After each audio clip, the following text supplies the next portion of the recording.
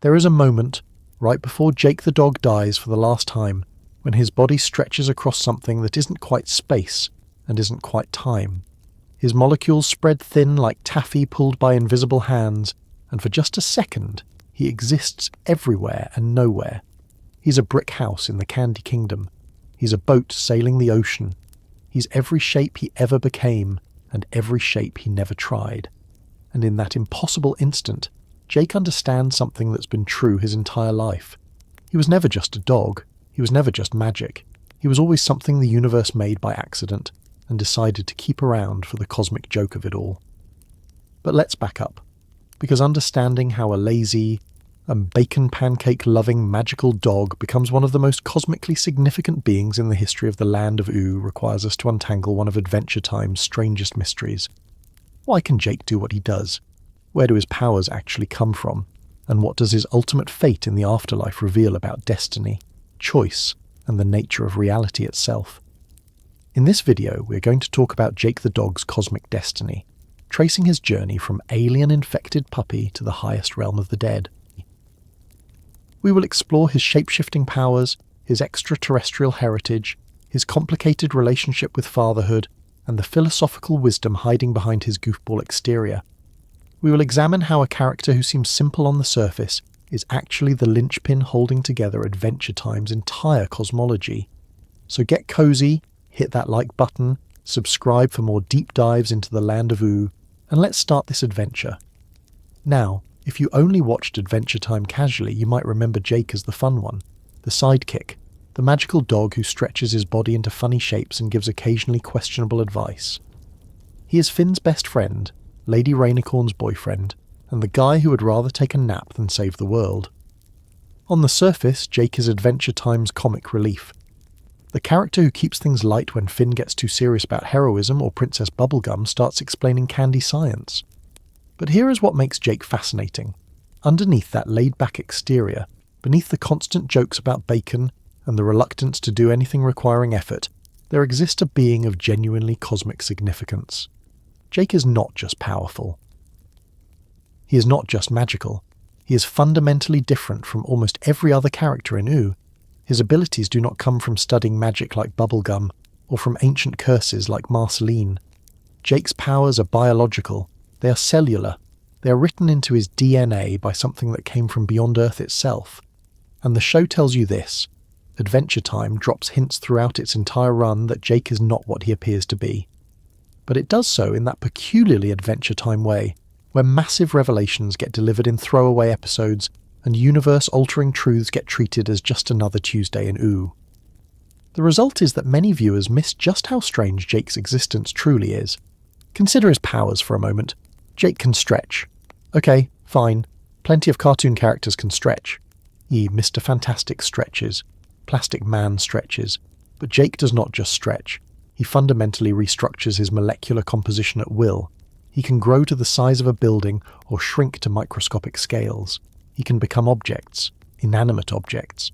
He turns into a brick house, a fully functional structure with rooms and doors. He becomes a boat that actually sails. He transforms into soup, actual liquid soup. His body dissolves into broth. Think about what that means.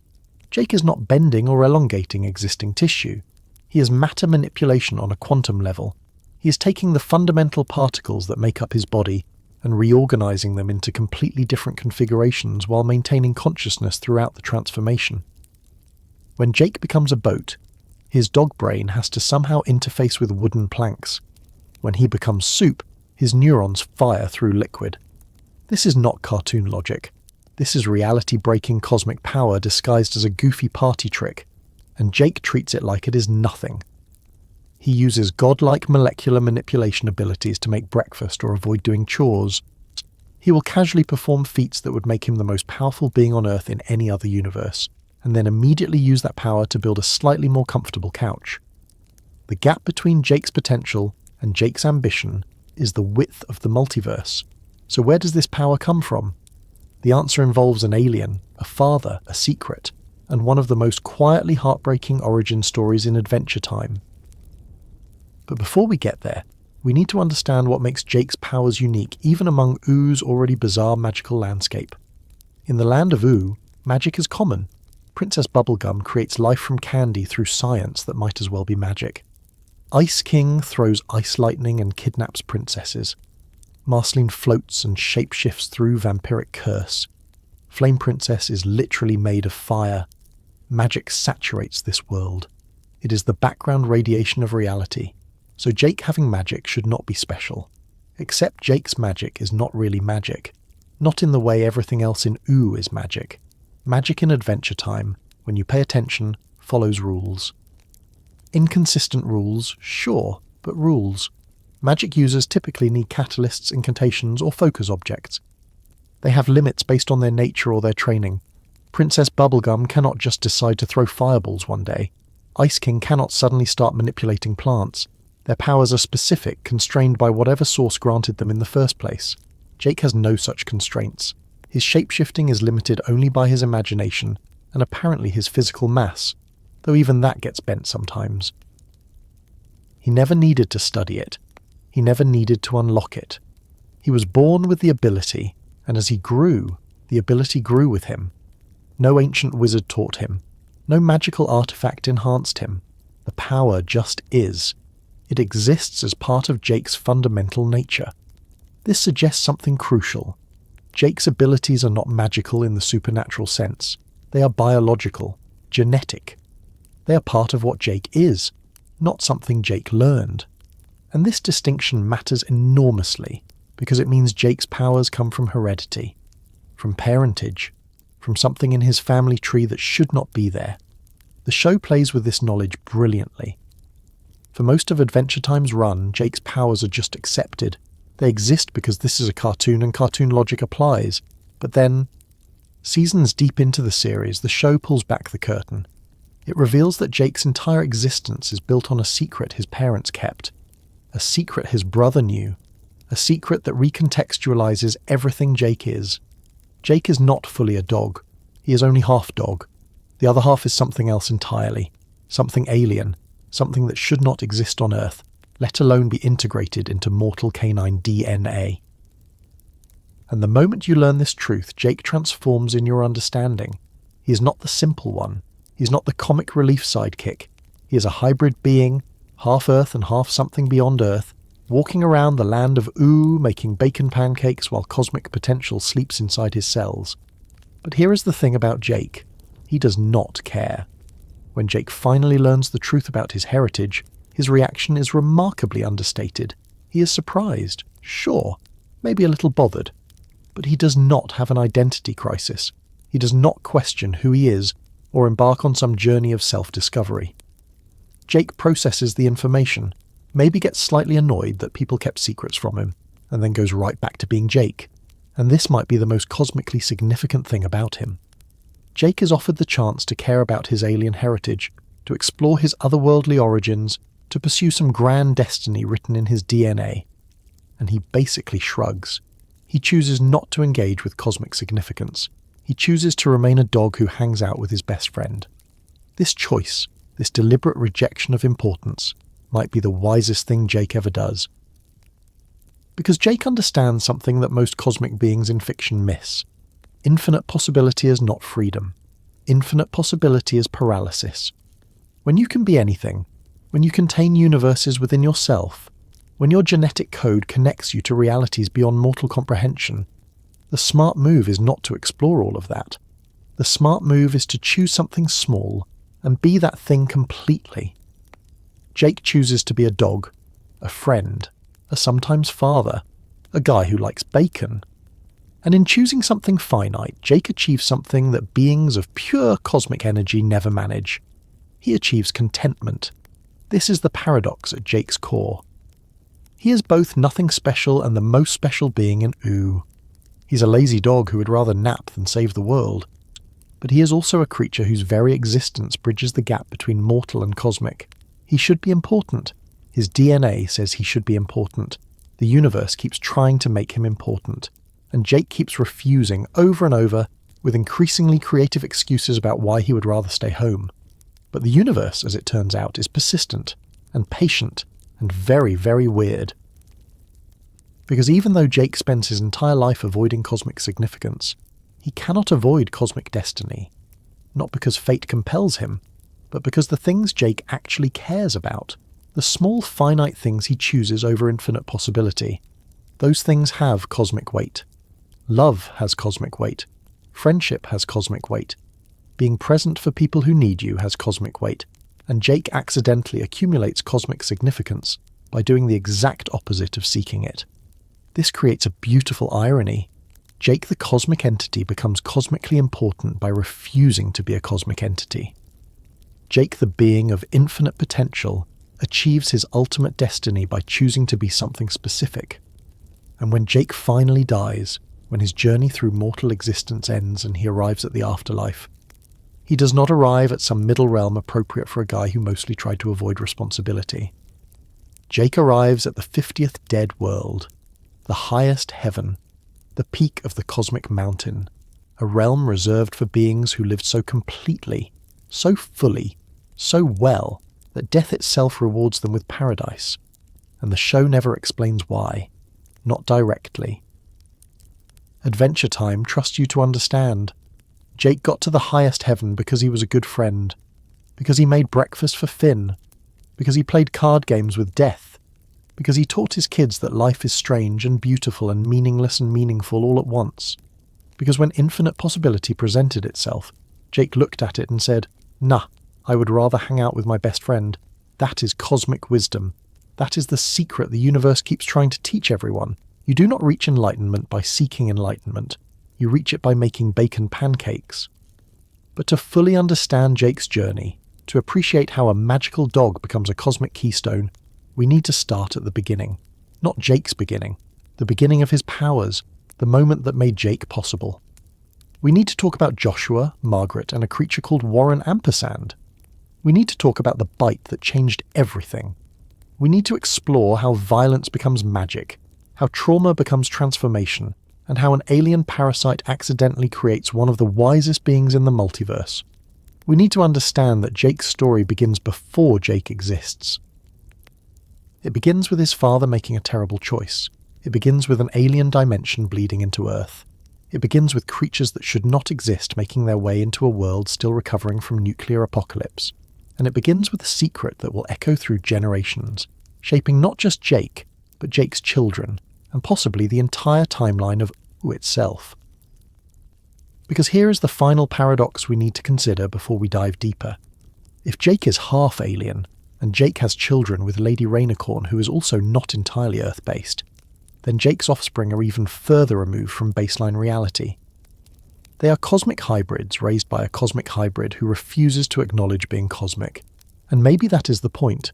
Maybe Adventure Time is telling us that the next generation, the ones who come after the heroes, they will be even stranger than what came before, even more powerful, even more bizarre. But if Jake teaches them anything, if the lesson passes down, they will know not to take that too seriously. So as we continue this journey through Jake's cosmic destiny, keep one question in your mind. What does it mean to be significant? Is significance something you are born with? Something written in your DNA by alien fathers and dimensional parasites? Or is significance something you create through choices, through showing up, through being present even when being present is hard?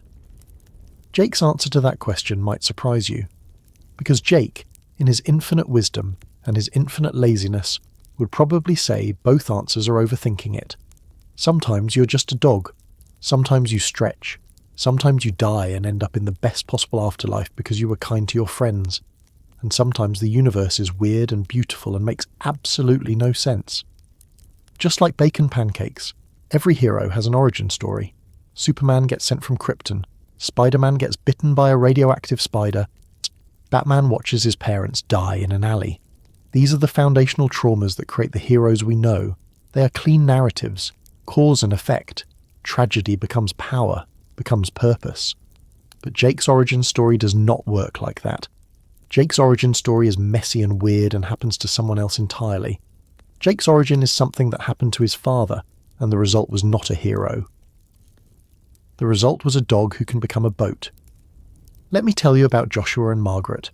Before Finn and Jake became the adventuring duo that defined the Land of Ooo, there was another team. Joshua the dog and Margaret the dog, paranormal investigators operating out of their home in the post-apocalyptic wasteland. They were monster hunters, basically. Creatures started appearing after the Mushroom War, reality got weird, and someone needed to deal with the things that went bump in the night. Joshua and Margaret dealt with them. They had matching jackets. They had a van. They had all the equipment you would expect from paranormal investigators in a world where the paranormal became normal. And they were good at it. Joshua was tough and practical, the kind of dog who faced down monsters with a sword and nerves of steel. Margaret was smart and capable, the researcher who figured out what they were dealing with before they dealt with it. Together they kept their corner of safe. They raised one son, Jermaine. They lived in a house filled with demon blood swords and cursed artifacts. It was a good life, as lives go in the Land of Ooo. Dangerous but purposeful, strange but stable. Then Joshua made a mistake. The show gives us this story in an episode titled Joshua and Margaret Investigations, and it is told with that characteristic Adventure Time blend of whimsy and horror. Young Joshua and Margaret are investigating a creature, something that does not belong in their dimension. The creature is described as a shapeshifter, something that can alter its form, something dangerous enough that Joshua and Margaret track it down with serious intent. They find it, or it finds them. The details blur because what matters is what happens next. The creature bites Joshua, just once. One bite on the leg, and the creature flees or dies or disappears. The episode is not entirely clear on what happens to it, but that single bite changes everything, because the creature was not just a shapeshifter. The creature was carrying something, eggs maybe, or embryos, or some kind of alien genetic material that does not have an Earth equivalent. The thing that bit Joshua left something behind, something alive, something that began growing inside Joshua's body. Now pause here and consider how horrifying this is. Joshua is infected. There is something inside him that should not be there. Something multiplying, something alien using his body as an incubator. In any other story this would be the horror. This would be the alien chestburster moment. Joshua would become a victim, a host, and the thing inside him would eventually kill him. But this is Adventure Time, so instead of body horror, we get something weirder and more complicated. Joshua does not die. The thing inside him does not kill him. Instead, it just grows there, feeding off his biology, integrating with his cells. Margaret monitors the situation with increasing concern. They try to figure out what to do. Remove it surgically, let it grow. They make the decision to let nature take its course, whatever nature means when you're incubating an alien parasite.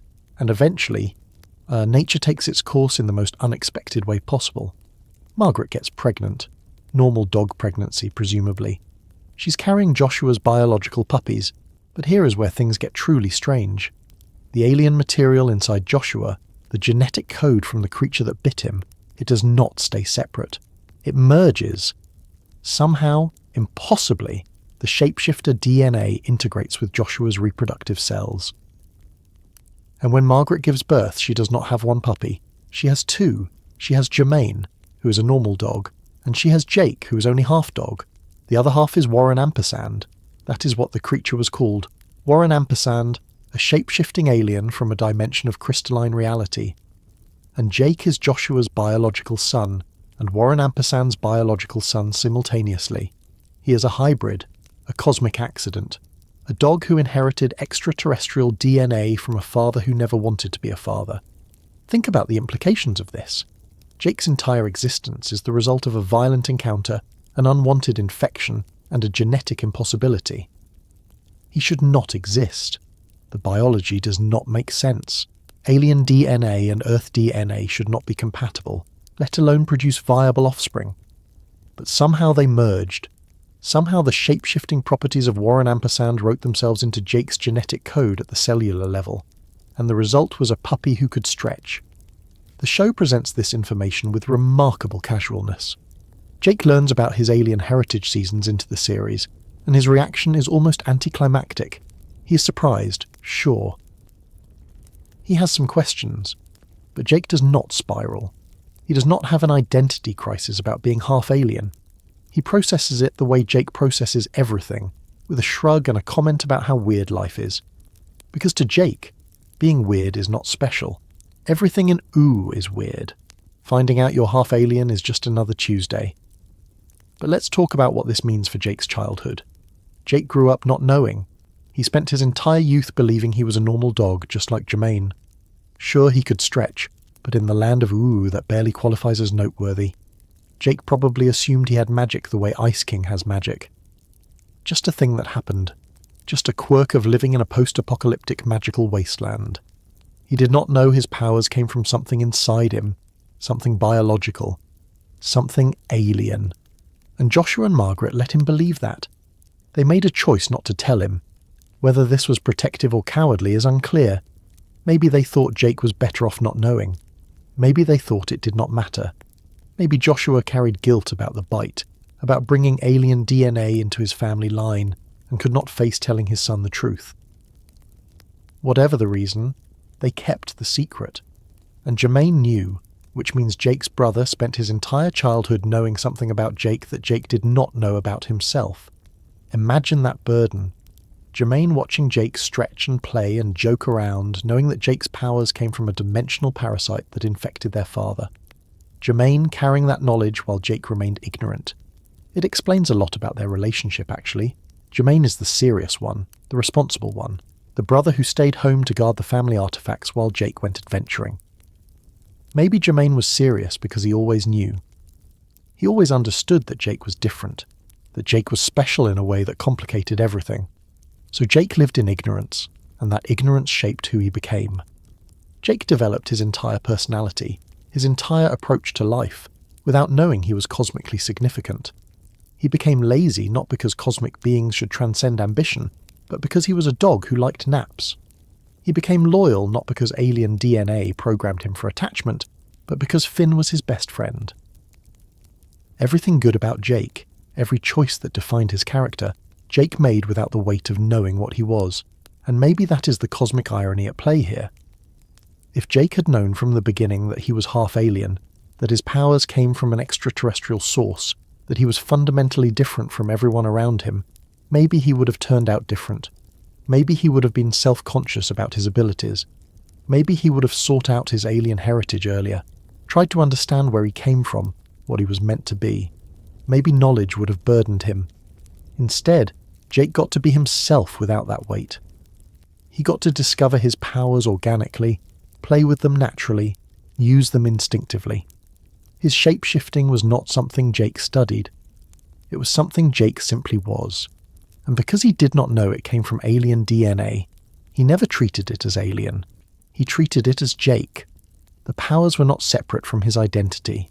They were his identity. Jake stretched because Jake was a stretchy dog, and why would you need a deeper explanation than that?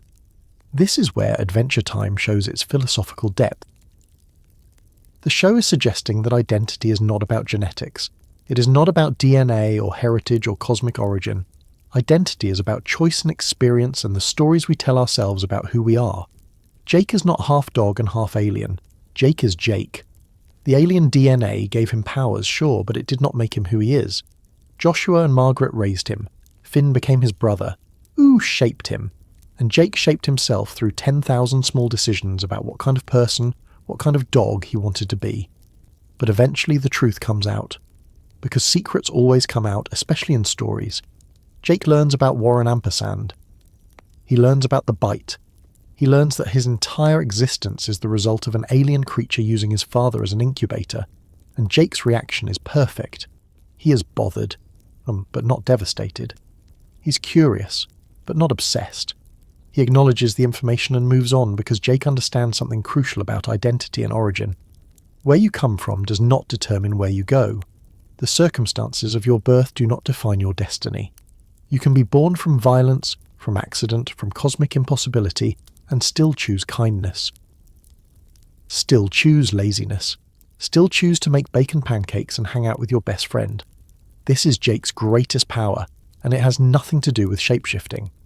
Jake's greatest power is his refusal to let his origin story control his narrative. He was born from trauma inflicted on his father. His DNA came from a creature that had no right to be on Earth. His existence violates biology and defies logic. And Jake just does not care. He takes that cosmic weirdness, that impossible heritage, and he makes it boring. He domesticates the alien. He turns the extraordinary into the mundane. Warren Ampersand gave Jake the ability to reshape reality with his body. Joshua gave Jake a home and a family and a sense of right and wrong. Margaret gave Jake stability and love. But Jake gave himself something even more important. Jake gave himself permission to be normal in a world that kept insisting he was special.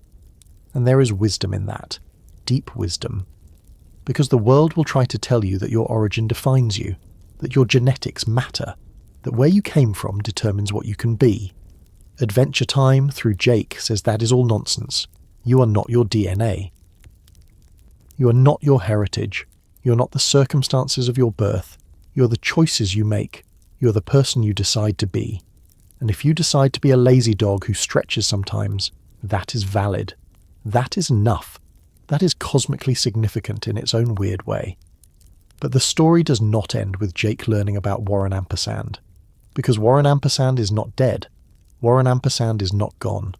Warren Ampersand is somewhere in the crystal dimension, aware of Jake's existence, and eventually he comes calling. Eventually Jake's alien father shows up and demands that Jake fulfill some kind of destiny, complete some kind of purpose. And Jake has to make a choice. Does he pursue his alien heritage? Does he explore what it means to be half Warren Ampersand? Does he leave Earth behind and discover his cosmic origins? Jake says no. Not just no, but hell no. Jake rejects Warren Ampersand completely. He refuses to engage with the alien father. He chooses Joshua over Warren, Earth over the crystal dimension, being a dog over being a cosmic entity. And this rejection matters enormously, because it is Jake claiming his identity.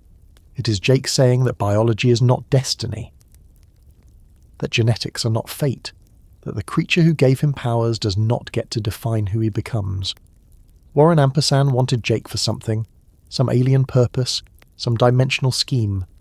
The show hints at this but never fully explains it, which is perfect because Jake does not care enough to find out. Jake shuts down the alien father subplot immediately. He acknowledges Warren's existence, tells him to get lost, and goes right back to adventuring with Finn. No dramatic confrontation, no existential crisis. Just Jake being Jake, refusing to treat cosmic significance as significant, and you have to respect that.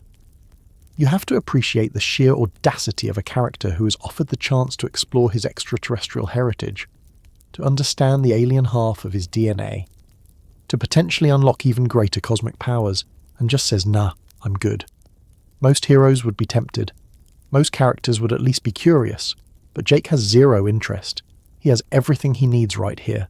Finn, Lady Rainicorn, bacon, pancakes, naps.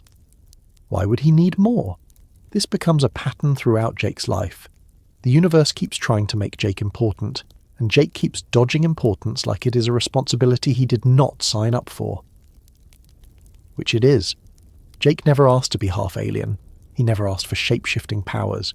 He never asked to be cosmically significant. These things were thrust upon him by an accident of biology, and Jake's consistent response is to minimize their importance, to treat godlike abilities as party tricks, to use reality-warping powers to avoid chores. Some might call this laziness, some might call it wasted potential. But I think it is the opposite. I think Jake's approach to his powers is enlightenment disguised as apathy. Jake understands that power without purpose is just burden, that abilities without application are just weight. So Jake applies his cosmic powers to small things, making his friends comfortable, building slightly better furniture, occasionally saving Ooo when Finn asks nicely, and in doing so, Jake achieves something that beings of pure power never manage. He achieves happiness. Warren Ampersand probably did not think he was creating happiness when he bit Joshua. Warren probably did not think about Joshua at all after the encounter. Aliens do not typically concern themselves with the hosts they infect. But that single bite, that moment of violence rippled forward through time to create Jake. And Jake, through his choices and his personality and his deliberate rejection of cosmic significance, transformed that violence into something gentle, something kind, something lazy in the best possible way. This is what it means to be born from violence but choose kindness. This is what it means when your origin is trauma but your life is joy. Jake took the alien DNA, the shape-shifting powers, the cosmic potential, and he did something revolutionary with it. He made it small, he made it personal, he made it about bacon pancakes and hanging out with his best friend. And somewhere in the multiverse, Warren Ampersand probably wonders what went wrong. How his genetic legacy produced a dog who just wants to nap? How his dimensional DNA resulted in a creature who uses reality warping abilities to make breakfast? But Warren Ampersand does not understand the cosmic joke. The joke is that Jake is exactly what the universe needed. Not another power-hungry entity seeking dominion.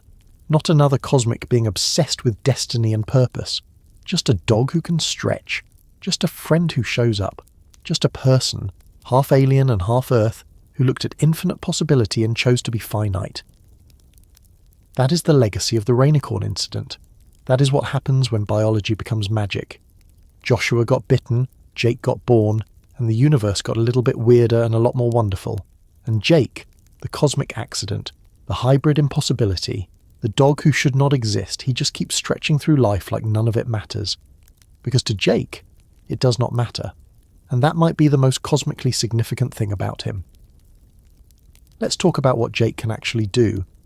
Not the hand-wavy cartoon explanation, not the surface-level observation that he stretches. Let's dig into the mechanics of Jake's abilities and confront the utterly terrifying reality hiding behind the goofy exterior. Because when you actually examine what Jake does with his body, when you strip away the comedy and the casual presentation, you realize that Jake is not performing magic tricks. Jake is rewriting the fundamental laws of physics with his thoughts. Start with the basics, Jake stretches. Fine. Stretching implies elasticity, right? You take existing tissue and you elongate it, like pulling a rubber band. The molecules spread out, but they stay connected. The structure remains intact even as the shape changes. This is how normal stretching works. This is how elastic materials function. You can stretch a rubber band, but you cannot stretch it infinitely. Eventually the molecular bonds break. Eventually physics says no. Jake does not obey this rule. Jake can stretch to sizes that would require him to spread his existing mass so thin that his molecular structure should collapse. He grows to the size of buildings. He extends his arms for miles. He wraps himself around entire structures. And the show demonstrates that this is not just illusion or inflation. When Jake becomes huge, he has mass. He has weight. He can carry things. His giant form has all the properties of a giant creature made of solid matter. So where is that matter coming from? The only logical answer is that Jake is not stretching. Jake is growing. He is adding mass.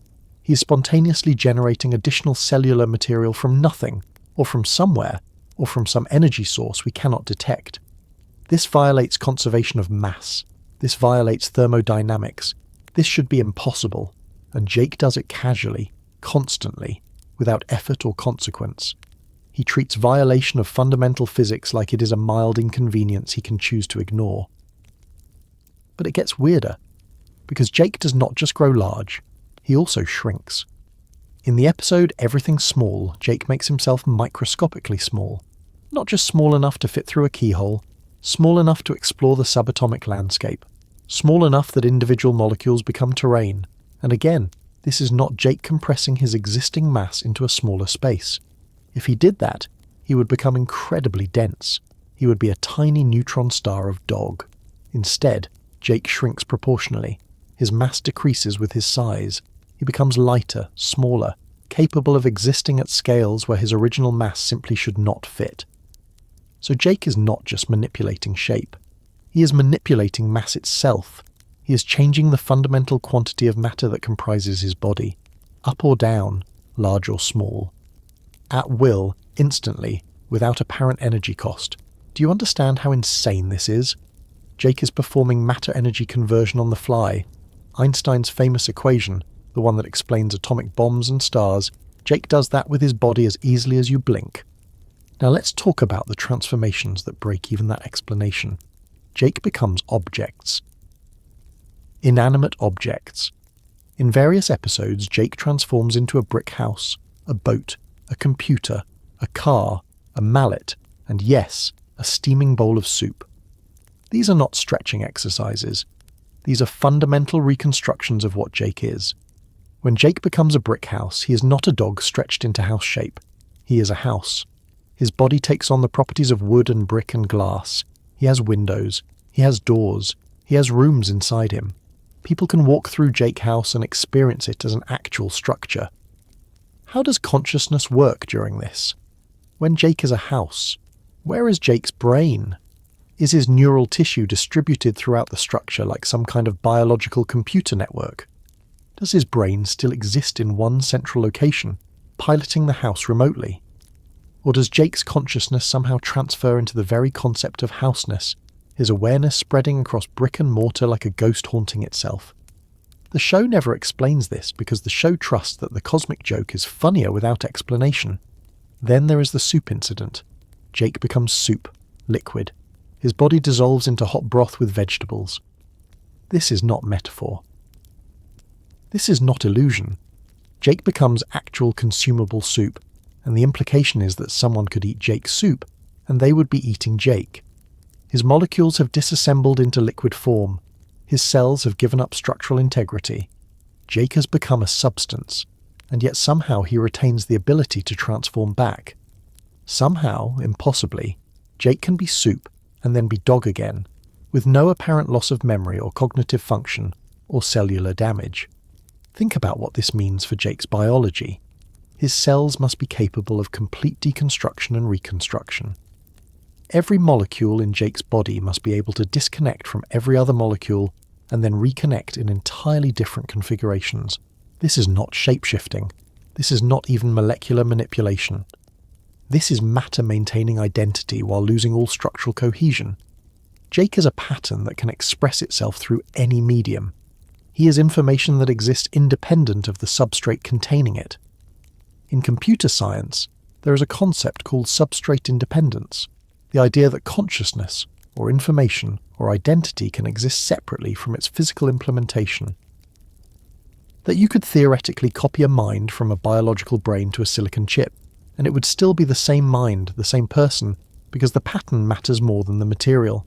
Jake demonstrates biological substrate independence. Jake's consciousness, his Jakeness, exists as a pattern that can inhabit dog flesh or brick or liquid or air, or anything else he chooses. He's not bound to any particular physical form because his identity transcends physical form entirely. This makes Jake essentially immortal, by the way. Not immortal in the sense that he cannot die, clearly, because we know Jake eventually dies. But immortal in the sense that as long as Jake maintains his pattern, maintains his consciousness, he can reconstruct his body from almost anything. Destroy Jake's physical form and he could theoretically rebuild it from available matter. Scatter his molecules and he could pull them back together. Short of completely disrupting the informational pattern that is Jake's consciousness, there is no way to permanently damage him. And Jake uses this godlike power to make breakfast and avoid doing chores. Let's examine some of Jake's most memorable transformations and what they reveal. The brick house is obvious. Jake becomes shelter. He becomes home. This is Jake as protector, Jake as provider, using his cosmic abilities for the most basic mammalian purpose imaginable, creating safe space. The fact that he can become a fully functional dwelling demonstrates not just power, but also precision. Jake has to understand architecture well enough to create a structurally sound building. He has to account for load-bearing walls, for door hinges, for window glass. He has to think in 3 dimensions plus the dimension of time, because the house has to maintain its form while people move through it. The boat transformation is similar but more dynamic. Jake becomes a sailing vessel, and he actually sails. He moves through water using wind propulsion. This means Jake's boat form has all the properties of a real boat: buoyancy, water resistance, structural integrity under stress. Jake is thinking like a boat, processing environmental feedback like a boat, while simultaneously remaining conscious as Jake. He is dual processing. He is dog and boat at the same time, 2 systems of awareness running in parallel. Then there are the combat transformations. Jake frequently reshapes his body during fights, extending his limbs as weapons, inflating parts of himself as shields, contorting into shapes that allow him to dodge or trap enemies. And here is what is remarkable about these combat applications. Jake is not fast. Jake is not a skilled martial artist like Finn, but Jake does not need to be, because Jake can simply be where he needs to be. Enemy attacking from the left. Jake becomes a wall on the left. Enemy attacking from behind. Jake grows eyes in the back of his head. Literally. Jake bypasses the normal constraints of combat by refusing to be constrained by having only one body configuration. This should make Jake invincible. This should make Jake the most dangerous being in Ooo, and yet Jake loses fights. Jake gets hurt.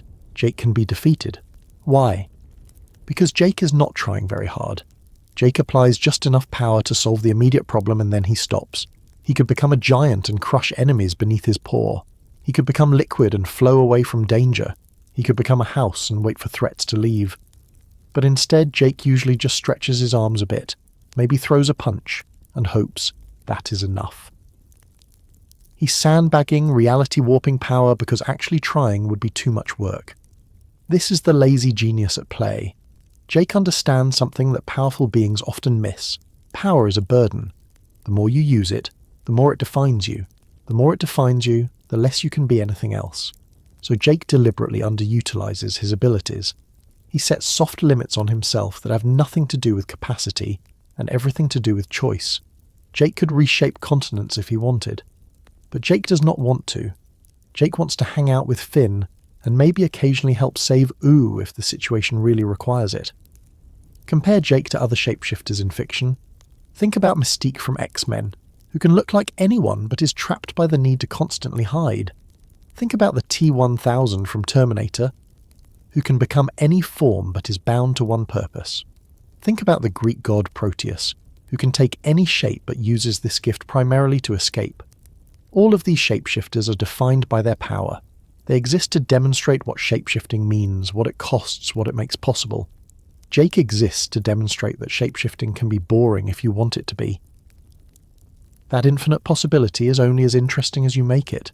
Even within Adventure Time, Jake is unique among beings of transformation.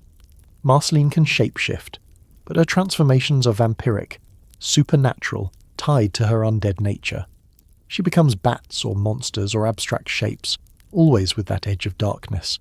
The Lich can change form, but always toward one purpose, the elimination of all life. Princess Bubblegum creates life that takes different forms, but she does so through science and external manipulation, not internal transformation. Jake is the only being in Ooo who treats total molecular manipulation as a casual Tuesday activity. And maybe that is why Jake ended up in the 50th Dead World. Maybe the cosmic scales were measuring not how he used his power, but how he did not use it. Every time Jake could have become a tyrant and chose to nap instead, that counted. Every time Jake could have reshaped Ooo to his whims and chose to make bacon pancakes instead, that counted. Every time Jake looked at infinite possibility and chose finite kindness, that added weight to his soul. The universe rewards Jake not for what he did with his powers, but for all the terrible things he chose not to do. But there is a cost to infinite possibility that the show hints at but never fully explores: the psychological weight of being able to be anything. When you can become a house or a boat or soup or a giant or a microscopic organism, how do you maintain a sense of self? How do you know which form is the real you? Is Jake the dog the authentic Jake? Or is Jake the dog just another transformation, one option among infinite options? This is where Jake's relationship with his default form becomes important. Jake almost always returns to being a bulldog. He stretches, he transforms, he becomes other things, but he always comes back to dog. This is not a limitation of his power. This is a choice. Jake could presumably maintain any form indefinitely. He could be a house forever. He could be a boat until the ocean dried up. But Jake chooses to be a dog because that is the form he knows as home. That is the shape of Jake. Everything else is just visiting. This suggests that identity is not about capability but about choice. You are not what you can be. You are what you choose to be repeatedly. Jake chooses to be a dog. Over and over, thousands of times Jake returns to his default form. And in doing so, Jake creates himself. He makes the choice that defines him. He says this is Jake, this bulldog shape, this lazy personality, this friend to Finn. Everything else is just Jake playing dress-up with reality. But even this raises questions. If Jake's default form is a choice, could he change it? Could Jake decide tomorrow that his default form is a brick house, and then spend the rest of his life being a house that occasionally becomes a dog? The show suggests yes. Nothing about Jake's powers seems to prevent this, which means Jake is choosing his identity constantly. Every moment Jake exists, he is selecting from infinite possibilities and landing on dog. That is dedication. That is commitment to self. That is knowing who you are even when who you are is just one option in an infinite menu. The episode Everything Small deserves special attention because it is one of the few times the show really explores what Jake's powers mean at extreme scales. Jake shrinks down to microscopic size and enters a tiny world, and the show hints that this world has its own complexity, its own life, its own reality, which raises the possibility that Jake contains universes within himself. That his body, like all matter, is mostly empty space filled with quantum fields and probability clouds, and Jake can navigate that space. Jake can exist at scales where quantum mechanics replace classical physics. Jake might be able to interact with the fundamental structure of reality itself. Does Jake know this? Does he understand that his powers potentially give him access to the quantum foam that underlies existence? Probably not. Jake treats shrinking the same way he treats everything else, as a thing he can do if Finn asks nicely. But the implication is there. Jake is not just shape-shifting, he is scale-shifting. He is perspective-shifting. He is changing what layer of reality he interacts with. And if he can go small enough, if he can reach down to the Planck scale where space-time itself becomes discrete, then Jake is not just manipulating his body, he is manipulating the universe, and Jake uses this to help his friends solve minor problems and then takes a nap. The cosmic joke keeps getting bigger. The more you examine Jake's abilities, the more you realize he is essentially a god who refuses to acknowledge divinity. He has power that would make him unstoppable, unkillable, unbeatable. He has abilities that break the fundamental rules of existence, and he does not care. He does not want to be unstoppable. He does not want to be a god. He wants to be Jake. Just Jake. A dog who stretches sometimes and makes questionable life choices and loves his best friend. This is enlightenment. Not the religious kind, not the New Age kind, but the real kind.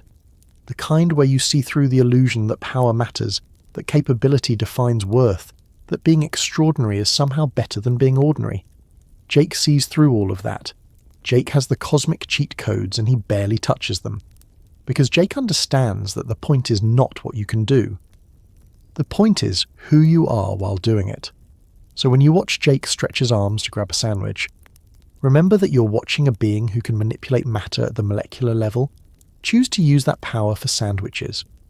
When you watch Jake become a boat to cross a lake, remember that you're watching a being who can restructure his consciousness across multiple substrates, choose to help his friends get where they need to go.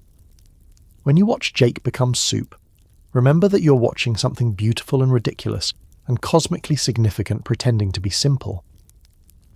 Because Jake is not simple. Jake's powers are not simple, but Jake's approach to his powers is the simplest thing in the world. Use them when you need them. Do not use them when you do not. Stay yourself. Love your friends. Make bacon pancakes. And if the universe tries to tell you that having godlike abilities means you need to do godlike things, just stretch your arms out, grab the remote control, and keep watching television. That is the real power. Not the shape-shifting. The choice to stay grounded when you could fly. The choice to be small when you could be infinite. The choice to be Jake when you could be anything. And somewhere in the multiverse, physics weeps. Every child eventually asks where they came from. It is one of those fundamental human questions that shapes identity and self-understanding. The answer usually involves some combination of biology, family, and the circumstances of conception. Maybe your parents planned you. Maybe you were a surprise. Maybe your origin story is complicated, but at least the origin story takes place on Earth, within the bounds of normal human or dog reproduction, following rules that make biological sense. Jake's origin story does not make sense. Jake has two biological fathers. One is Joshua, the dog who raised him, who taught him right from wrong, who showed him how to be brave and kind and occasionally responsible. The other is Warren Ampersand, a shape-shifting alien from a dimension of living crystal who used Joshua as an unwilling host and never asked permission to contribute DNA to anything. And these two fathers could not be more different. One chose to be a father, the other simply was, through biological accident and cosmic violence. Let's talk about Warren Ampersand. Not Warren the plot device, not Warren the source of Jake's powers, but Warren the actual being. Who is he? What is he? Where does he come from, and what does he want? The show gives us fragments, pieces of a puzzle that never quite completes, which is fitting because Jake himself barely cares enough to put those pieces together. But if we excavate what Adventure Time tells us and extrapolate from context, we can construct a picture of Jake's alien father.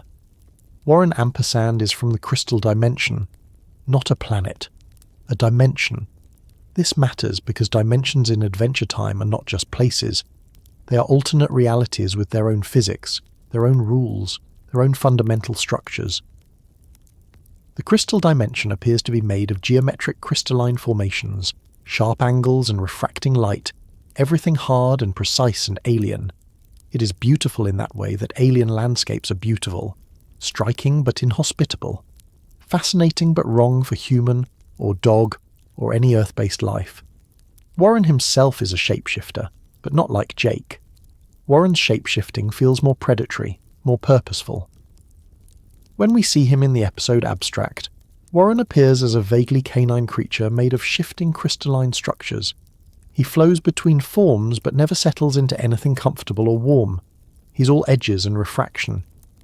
He is otherness given shape. And unlike Jake, who uses his powers for comfort and comedy, Warren seems to use his abilities for survival and escape. He is adaptation as desperation. He is transformation as trap, because Warren is trapped. This is important. When Jake finally encounters his biological father, Warren is imprisoned in the crystal dimension, held there by forces or circumstances the show does not fully explain, and Warren wants out, desperately, urgently. He needs Jake to free him, which is why Warren reaches out across dimensions to make contact with his hybrid son. Not because Warren wants a relationship, not because Warren feels paternal affection, but because Warren needs something, and Jake has the power to provide it. This makes Warren Ampersand the ultimate deadbeat dad. He did not just abandon Jake. He did not even know Jake existed until Jake's powers manifested strongly enough to register across dimensional barriers. Warren contributed genetic material through violent infection, disappeared back to his home dimension, got himself trapped somehow, and then only remembered he had offspring when he needed that offspring to solve his problems. Warren is not a father. Warren is a biological source who wants technical support. And here is where the story gets emotionally complex. Because Jake knows about Joshua. Jake was raised by Joshua, and Jake learned everything important from Joshua. Jake's concept of fatherhood, his understanding of what a dad should be, is built entirely on Joshua's example. Joshua was tough but loving, strict but fair. He taught his sons how to fight monsters and how to be good people. Joshua was present, Joshua was committed. Joshua was by any reasonable measure Jake's real father, but Joshua also kept secrets. Joshua knew about Warren Ampersand.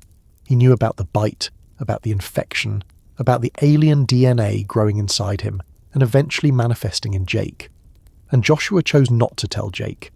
He let Jake grow up believing he was a normal dog with weird powers. Maybe Joshua thought this was protective. Maybe he thought Jake was better off not knowing. Maybe Joshua carried guilt about the whole situation and could not face explaining it. Whatever the reason, Joshua's silence created a gap in Jake's understanding of himself. And Jermaine knew. This cannot be stated enough. Jermaine, Jake's brother, carried the knowledge of Jake's alien heritage throughout their entire childhood. Jermaine watched Jake stretch and play and develop powers that Jermaine did not have, and Jermaine knew why. Knew that Jake was different. Knew that Jake was special in a way that had nothing to do with magic and everything to do with biology. And Jermaine said nothing, either because Joshua told him not to, or because Jermaine understood that some truths are too heavy for puppies. Imagine being Jermaine. Imagine loving your brother while knowing your brother is not entirely your brother. Jake is half something else, something alien, something that does not belong in your family tree, and you cannot tell him. You have to watch him be oblivious while you carry the weight of knowledge. This explains so much about Jermaine's character, why he is so serious, why he is so responsible, why he stays behind to guard the family house while Jake goes adventuring. Jermaine is trying to atone for secrets that were not even his to keep. So Jake grows up with one father, who raised him but kept secrets, and one father who is literally alien and wants nothing except assistance.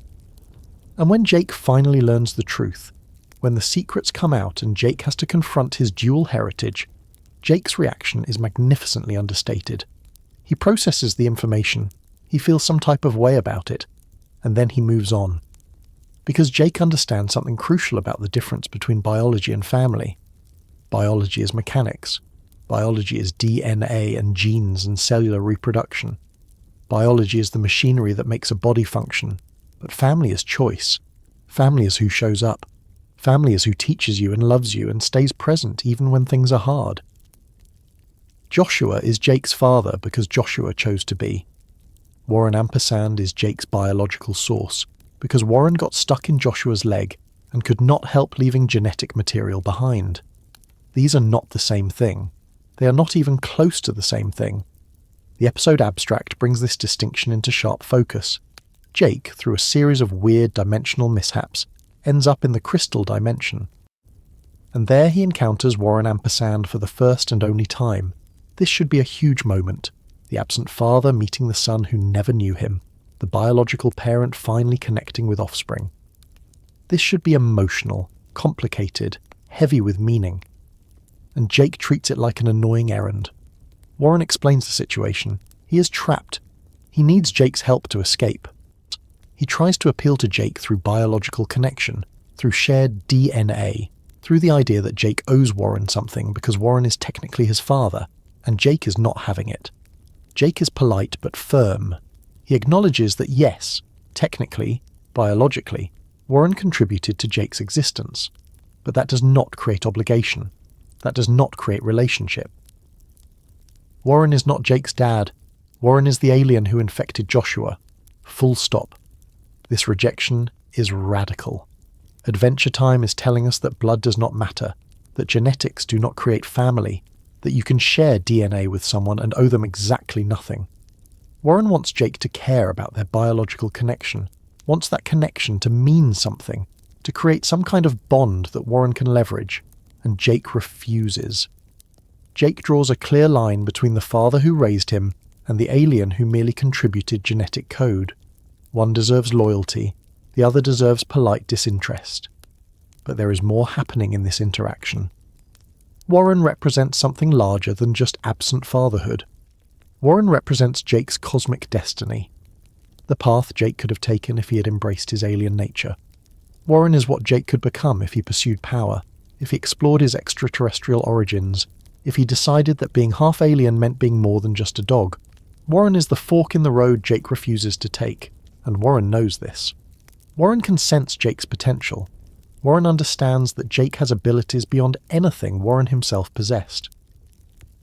Because Jake is a hybrid. Jake has the alien shapeshifting merged with Earth biology, with mammalian emotional depth, with the weird post-apocalyptic magic of Ooo. Jake is potentially more powerful than Warren ever was, and Jake does not care.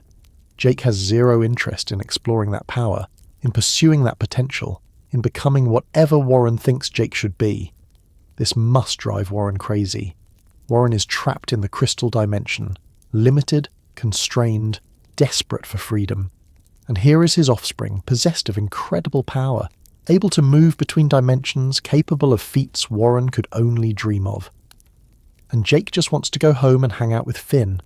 From Warren's perspective, this is waste. This is cosmic potential squandered. This is a god who would rather be a dog. But from Jake's perspective, Warren is the waste. Warren is the cautionary tale. Warren is what happens when you let power and desperation define you.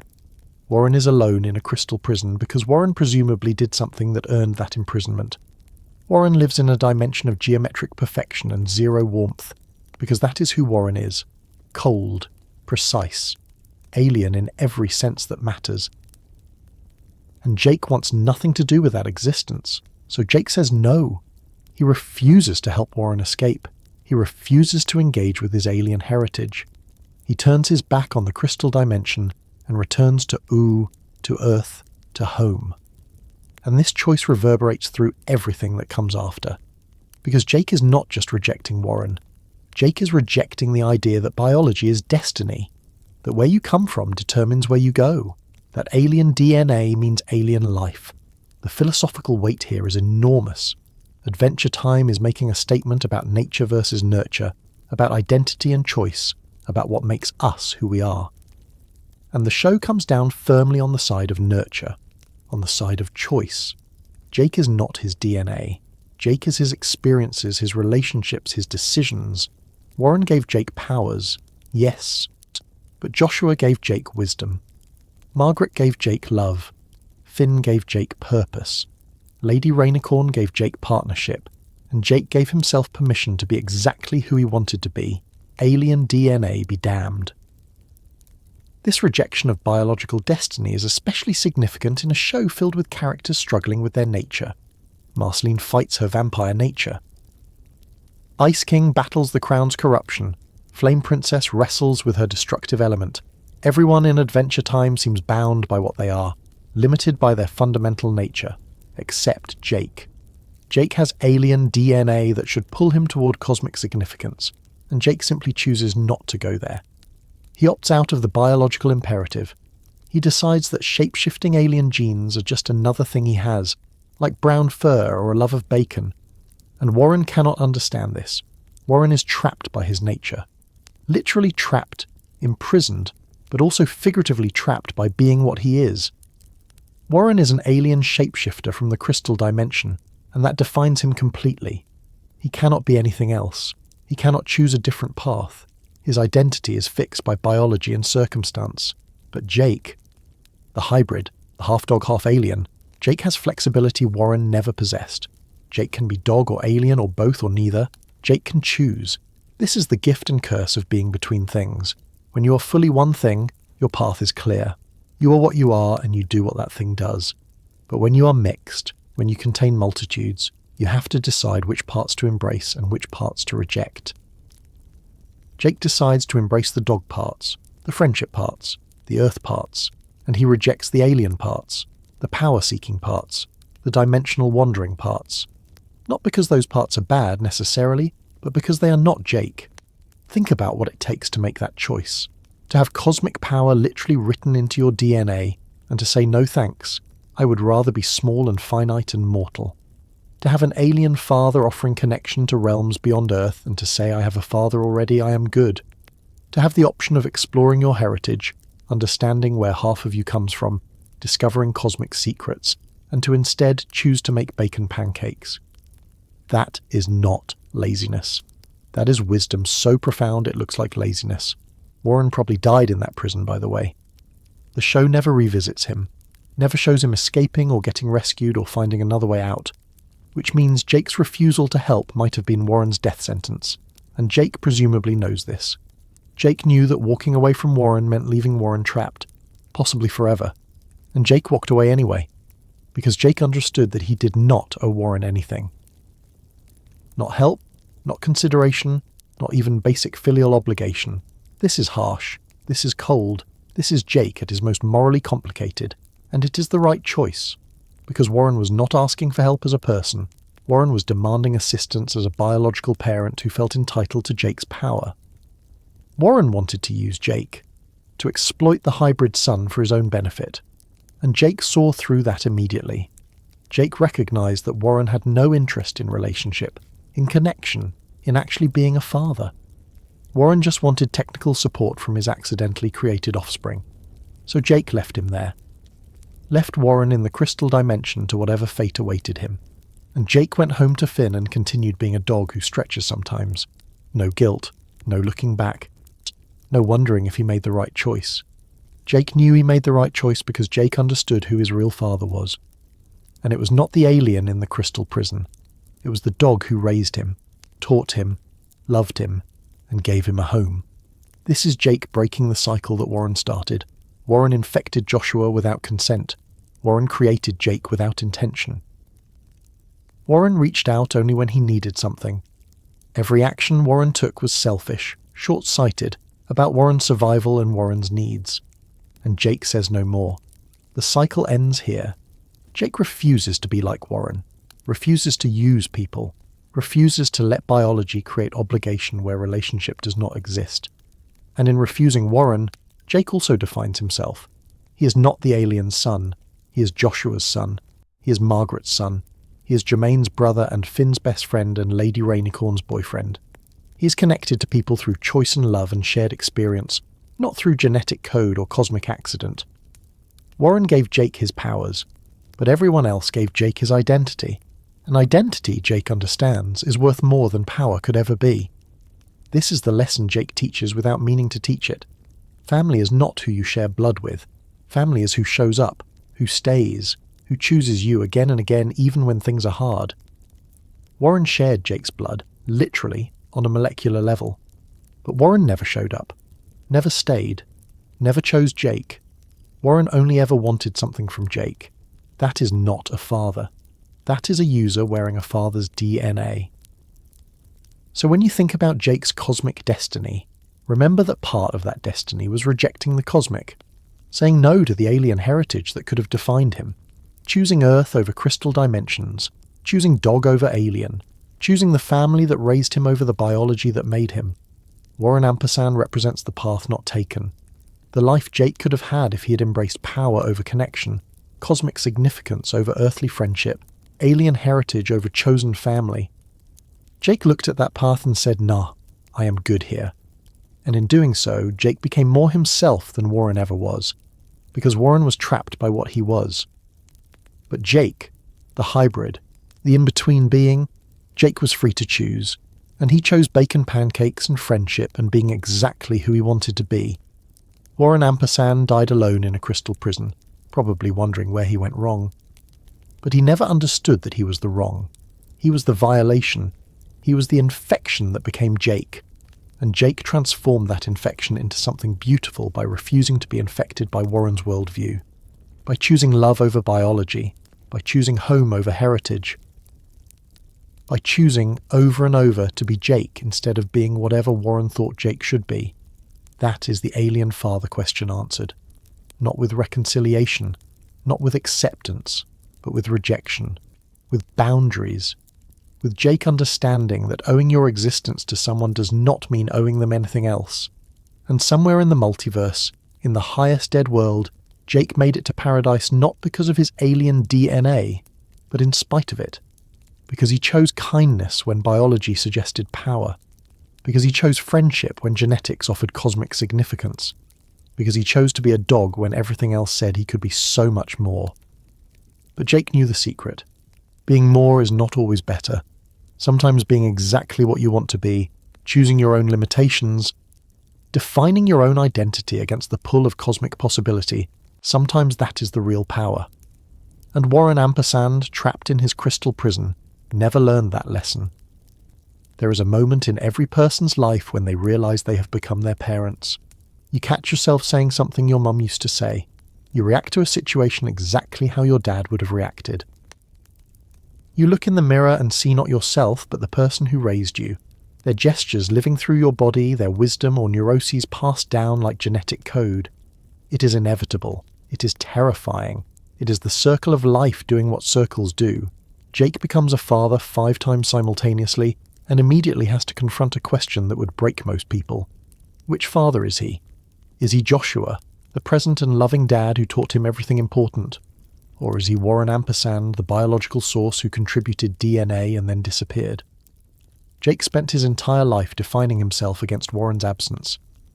Now he has to prove, through action, that he is different, that the cycle breaks with him, that he will show up for his children in ways Warren never showed up for him. Except Jake is also Jake, and Jake is lazy and immature and would rather hang out with Finn than deal with responsibility. So the question becomes more complicated. Can Jake be a good father while still being Jake? Or does fatherhood require transformation, require becoming someone Jake is not, require sacrificing the very qualities that make Jake who he is? Let's start with the pregnancy, because even that is cosmically bizarre. Lady Rainicorn, Jake's longtime girlfriend and eventually wife, gets pregnant. This should be straightforward. 2 beings in love create offspring. Basic biology. Except Lady Rainicorn is not a dog. Lady is a rainicorn, a rainbow-coloured flying unicorn who speaks only Korean and phases through matter. And Jake is half dog, half shape-shifting alien. So their children are genetic impossibilities stacked on genetic impossibilities. They are quarter dog, quarter alien, half rainicorn, and 100% weird. The pregnancy itself happens faster than normal Earth biology allows. Lady Rainicorn carries the puppies for what seems like weeks rather than months. And when she gives birth, the puppies are not helpless newborns. They are conscious, verbal, immediately aware. They skip past infancy almost entirely. Within hours they are talking. Within days they are walking. Within what seems like weeks they are full-grown adults with jobs and apartments and complicated relationships with their parents. This accelerated timeline is never fully explained. Is it rainicorn biology? Alien biology? Some combination of both? Does shapeshifter DNA speed up developmental processes?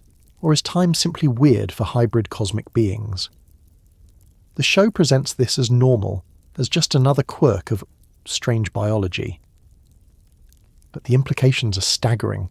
Jake becomes a father and then immediately has adult children. He skips the baby years, the toddler years, the awkward preteen years. He goes from expectant father to father of grown adults in what feels like a montage. And Jake is not ready. How could he be? No one is ready to become a parent, but Jake is especially not ready because Jake has not decided what kind of father he wants to be. He has not processed his own relationship with Joshua and Warren. He has not figured out how to balance his desire for freedom with the responsibility of children. He has not considered that maybe, just maybe, having 5 kids at once requires him to change his entire lifestyle. So Jake tries to do both. He tries to be present for his children while also maintaining his life with Finn. He tries to be a good dad while also being the same old Jake who avoids responsibility and takes naps and goes on adventures without thinking about consequences. And predictably, he fails. Not completely, not catastrophically, but enough that his children notice, enough that his children feel it, enough that years later, when his kids are adults, they have complicated feelings about dear old dad. Let's talk about each of Jake's children, because each one represents a different aspect of Jake's relationship with fatherhood and a different possible future for hybrid cosmic beings. Charlie is the free spirit. She inherited Jake's powers, but also his attitude toward those powers. Charlie can shapeshift like Jake, and she uses those abilities to pursue her own interests, her own passions, her own weird path through life. She becomes a musician. She plays violin, or at least something violin-adjacent. And she does not care about cosmic significance any more than Jake does. Charlie is proof that Jake's philosophy can be passed down. That you can have reality-warping abilities and still choose to be small and weird and yourself. Charlie is Jake's spiritual heir. The child who understood what Jake was teaching, even when Jake was not trying to teach anything. TV is the intellectual. He is thoughtful, careful, interested in understanding the world rather than just experiencing it. TV seems to have gotten Lady Rainicorn's measured approach to life mixed with something from Jake's genetic line. He is less impulsive than his father, more considerate of consequences. TV represents what Jake could have been if he had applied his intelligence more consistently, if he had thought things through before acting. TV is Jake's potential, the version of Jake that chose wisdom over whimsy. Viola is the princess, literally. She marries into royalty and becomes a princess herself, complete with responsibilities and political complications. Viola takes the hybrid nature of her existence and uses it to build bridges between communities. She's diplomatic, socially aware, interested in how power can be used to help people rather than dominate them. Viola is what happens when you give cosmic abilities to someone with emotional intelligence. She is Jake, if Jake cared about governance and social structures, which Jake very much does not. Kim Kil-wan is the capitalist. And this is where things get uncomfortable. Kim Kil-wan grows up to be a businessman, a real estate developer, someone who makes money and takes responsibility seriously and believes in structure and order. And Kim Kil-wan resents Jake. Deeply. Openly. Kim does not understand how Jake can be so cavalier about life. How Jake can waste his abilities on goofing around. How Jake can be a father and still act like a child. Kim wants Jake to grow up, to be responsible, to be the dad Kim needed rather than the dad Jake chose to be. And then there is Jake Jr., who is probably the most like Jake himself. Jake Jr. has adventures. She fights monsters.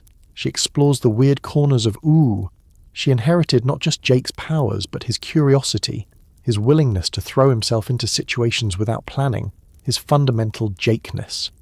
except Jake Jr. also seems more emotionally mature than Jake, more aware of how her actions affect others.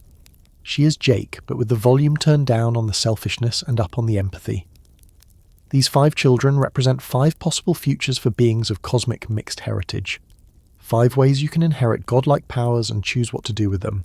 And Jake, despite being largely absent, and somehow taught them all something valuable. He taught Charlie that you can be powerful and playful. He taught TV that thinking is valuable. He taught Viola that power can serve others. He taught Kim Kil-wen that responsibility matters, even if Jake taught this accidentally by modelling its absence. And he taught Jake Jr. that adventure is meaningless without kindness. But here's the thing about Jake's parenting. He was not there, not consistently, not in the way his children needed. The show makes this painfully clear in the episode Ocarina, where Kim Kil-wan confronts Jake about his failures as a father.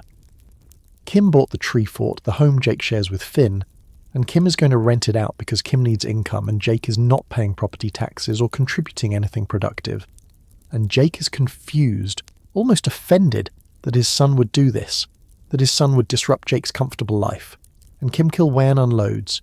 He tells Jake that Jake was never there, that Jake chose Finn over his own children, that Jake had responsibilities he ignored because responsibility is hard and adventure is easy, and Jake has no good response, because Kim is right. Jake did choose Finn. Jake did prioritise his best friend over his children.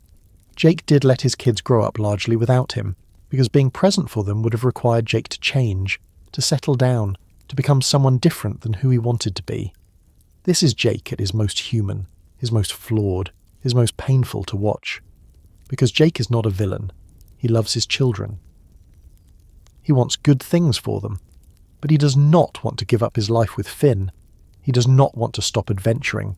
He does not want to become the kind of dad who is always there, always responsible, always choosing his children's needs over his own desires. And so he becomes a different kind of dad. The fun dad.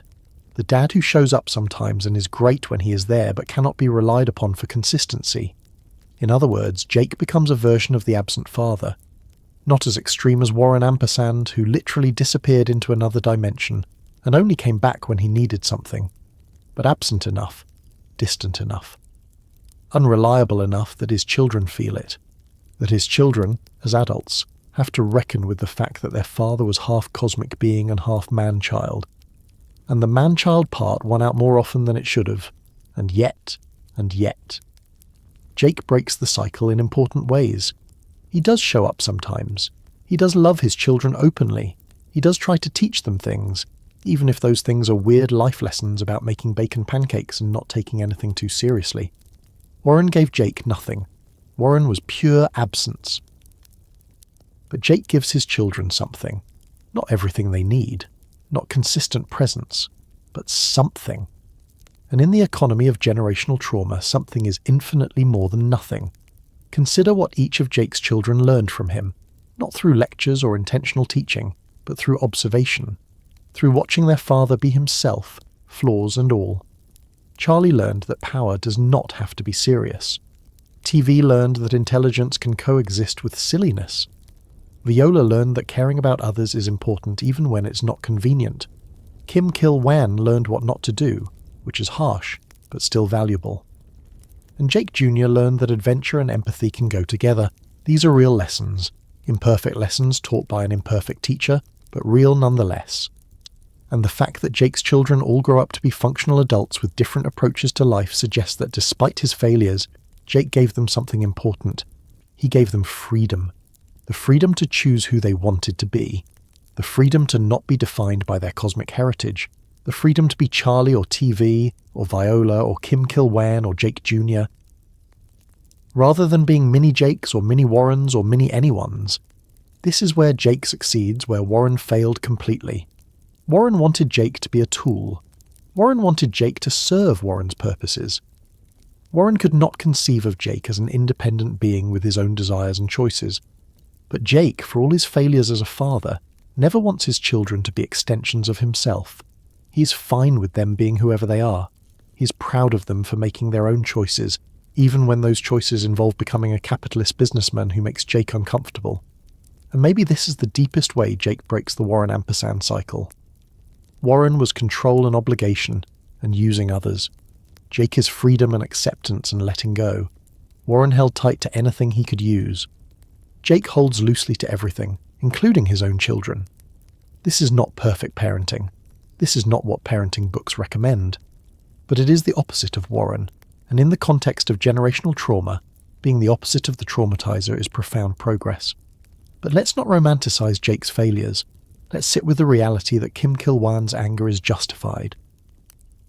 That Jake's children needed him more than he was willing to give. That choosing Finn over his own kids, while emotionally understandable, was a failure of fatherhood. Jake is not a villain, but he is not a hero in this story either. He is a complicated person making complicated choices, and sometimes those choices hurt people he loves. The episode where Kim confronts Jake is one of the most emotionally mature moments in Adventure Time. Because the show does not resolve it cleanly. Jake does not have an epiphany and become a better father. Kim does not forgive Jake and say everything is fine now. They reach a kind of detente. A mutual understanding that Jake is who he is, and Kim needed something different, and both things can be true. Jake can love his son and still fail him. Kim can be angry and still respect that Jake has his own life to live. This is the messy reality of family. You do not get to choose who your parents are. You do not get to choose their priorities or their limitations. And sometimes your father is a cosmic being with infinite potential who chooses to waste that potential hanging out with his best friend. And you have to deal with that. You have to build your own life despite your father's choices. And maybe, if you are lucky, you learn from their mistakes. You become the kind of person they were not. You break the cycle further. Kim Kil-wan becomes hyper-responsible because Jake was irresponsible. This is breaking the cycle. This is taking what your parent gave you, recognizing the gaps, and filling them yourself. Kim does not wait for Jake to become the father Kim needed. Kim becomes the person he needed his father to be. And in doing so, Kim teaches his own children something different. The cycle continues, but it changes. It evolves. Each generation addresses the failures of the previous one, slowly building towards something healthier. And maybe that is the point. Maybe perfect parenting is impossible. Maybe especially impossible when you're half-alien shapeshifter with reality-warping abilities and unresolved trauma about your own alien father. Maybe the best you can do is be present sometimes, teach what you can, and trust that your children will figure out the rest. Will learn from your failures as much as your successes. Will become their own people despite you, not because of you. Jake's approach to fatherhood is letting go. Not abandonment, but non-attachment. He loves his children but does not cling to them. He wants good things for them but does not try to control their paths. He is available when they need him, but does not force his presence when they do not. This is very Buddhist, actually. This is the middle way between Warren's absence and some hypothetical helicopter parent. Jake is neither gone nor overbearing. He exists in the space between, available but not demanding, present but not consuming. And his children respond to this differently. Charlie appreciates the freedom. TV makes peace with it. Viola works around it. Kim resents it. Jake Jr. accepts it. 5 children, 5 responses, all valid, because there is no one right way to feel about an imperfect parent. You feel what you feel. You process what you need to process. You build your life accordingly. What Jake did accomplish is this. He gave his children a different model than Warren gave him. Warren was pure absence made flesh, pure selfishness dressed up as biology. Jake is presence mixed with absence, selfishness mixed with genuine love, cosmic power mixed with radical ordinariness, and his children get to see all of that. Get to witness a father who is flawed and knows it, who tries sometimes and fails sometimes, who loves them but also loves other things. This is real. This is human, or dog, or whatever Jake is. This is the messy reality of being a person who is also a parent. You do not stop being yourself when you have children. You do not suddenly become perfect. You just become yourself with more responsibilities, and you try to balance those responsibilities with the self you still want to be. And sometimes you fail that balance. Sometimes you choose the self over the responsibilities, and sometimes your children pay the price. But here is what Jake's children never doubt. Jake loves them. He might not be there when they need him. He might choose Finn over them more often than they would like. He might be a cosmic being wasting his potential on bacon pancakes. but he loves them, openly, genuinely, without conditions or expectations, and in a world where Warren Ampersand exists as a model of pure loveless biology, Jake's imperfect love is radical. Because love without presence is incomplete, but it is still love, and Jake's children as adults have to decide what to do with that incomplete love. Kim builds walls and makes money and tries to control what he can control. Charlie makes music and embraces chaos. TV thinks carefully about everything. Viola bridges communities. Jake Jr. goes on adventures but remembers to be kind. And all of them are breaking the cycle further.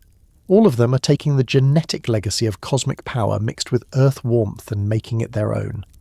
All of them are choosing who to be despite having a father who is half alien and mostly absent. All of them are writing their own stories, not just living the story their father or grandfather or alien grandfather started. This is the cosmic cycle repeating, but with a difference. Each generation changes the pattern slightly. Warren was pure cold. Joshua was pure warm.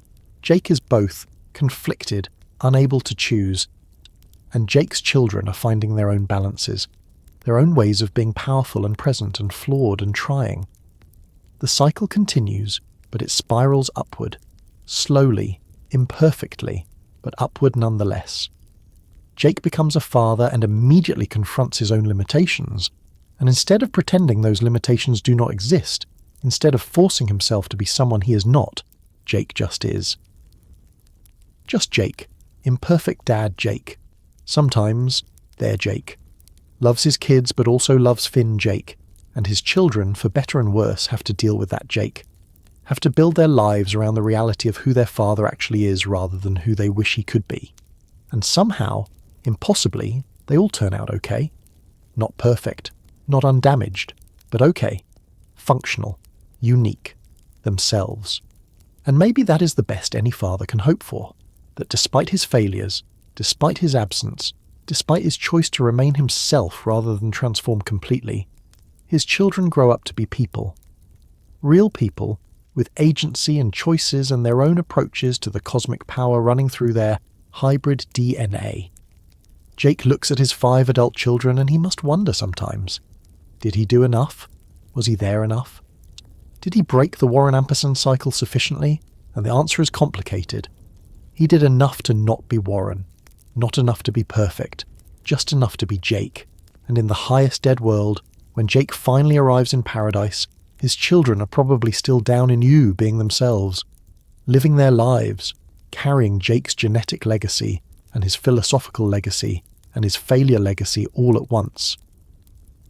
Being cosmic beings who choose to be small sometimes, being powerful entities who remember that power is not the point.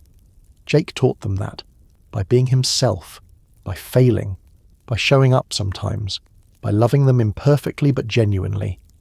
And the cycle continues, forever changed. Most people fear death. This is reasonable. Death is the great unknown, the final mystery, the one thing you cannot prepare for because by the time you experience it, you are no longer around to process the experience. Death is the end of everything you know and the beginning of everything you do not. So most rational beings treat death with respect, caution, and varying degrees of existential dread. They avoid death. They run from death.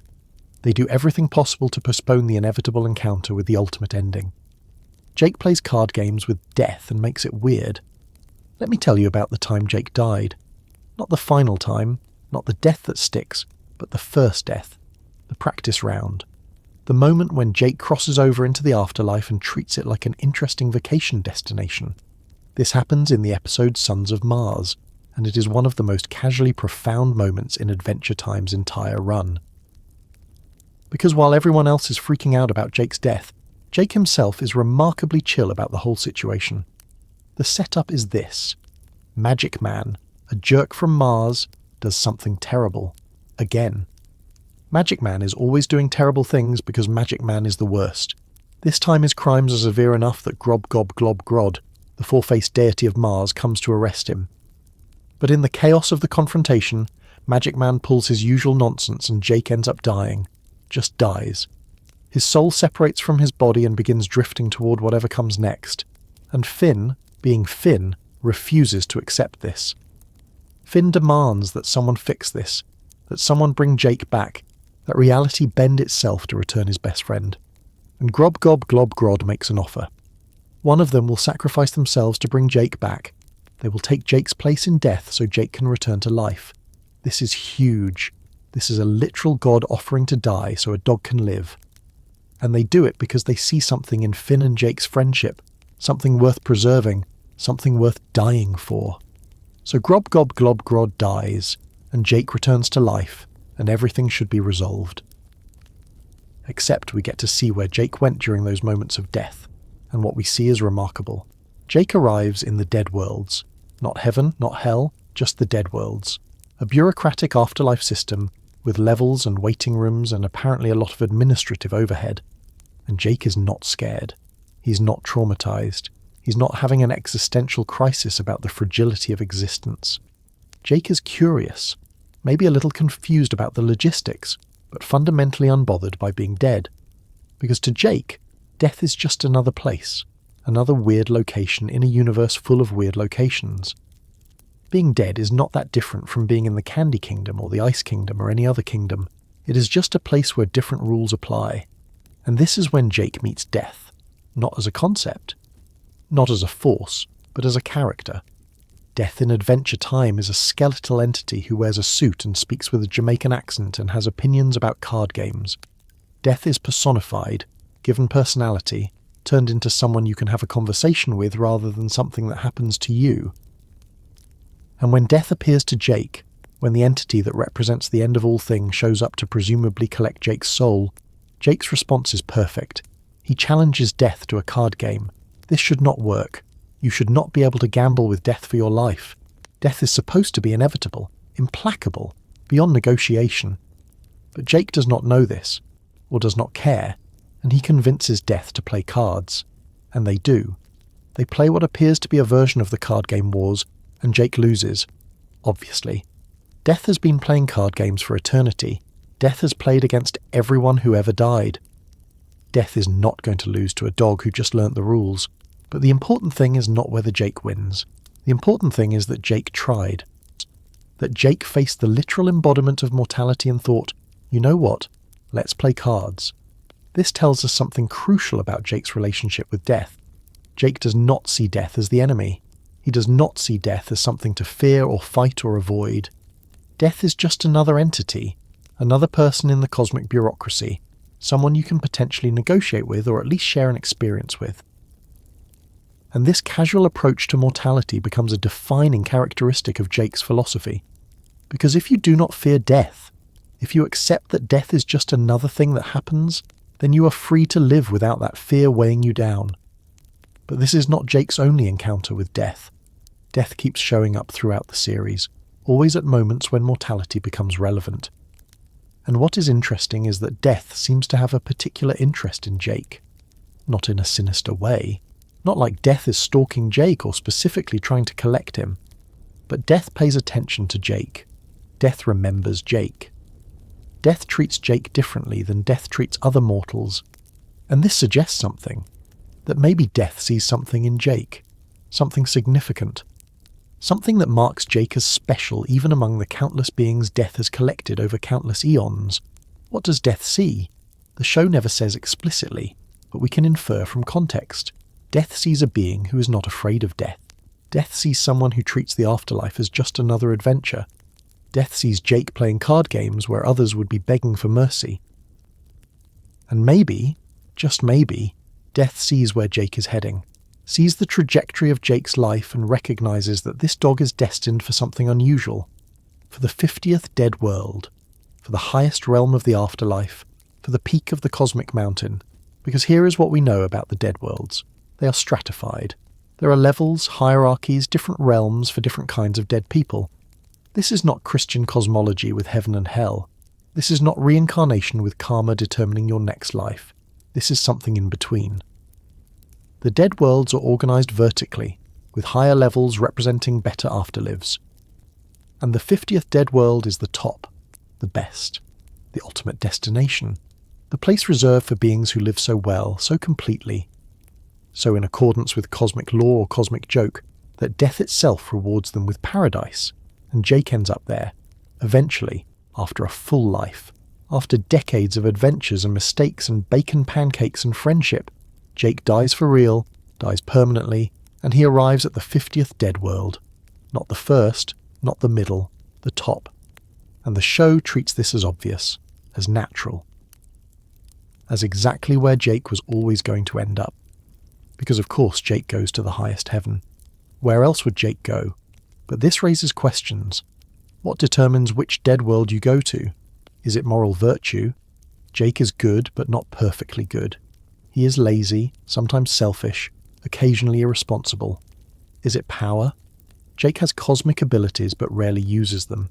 Is it wisdom? Jake has that in strange abundance, but he also makes terrible decisions constantly. So what is the metric? What does the cosmic scale measure when determining whether you go to the first dead world or the 50th? The show suggests the answer is not about what you do, but about how you are. Not your actions, but your being. Not your choices, but your acceptance. Jake gets to the 50th dead world not because he saved Ooo 50 times, or because he never did anything wrong. Jake gets there because he lived fully, because he was present, because he loved completely and feared nothing, and treated cosmic significance as a joke and the joke as cosmically significant, because he made bacon pancakes and meant it. This is a radical statement about the nature of enlightenment and reward.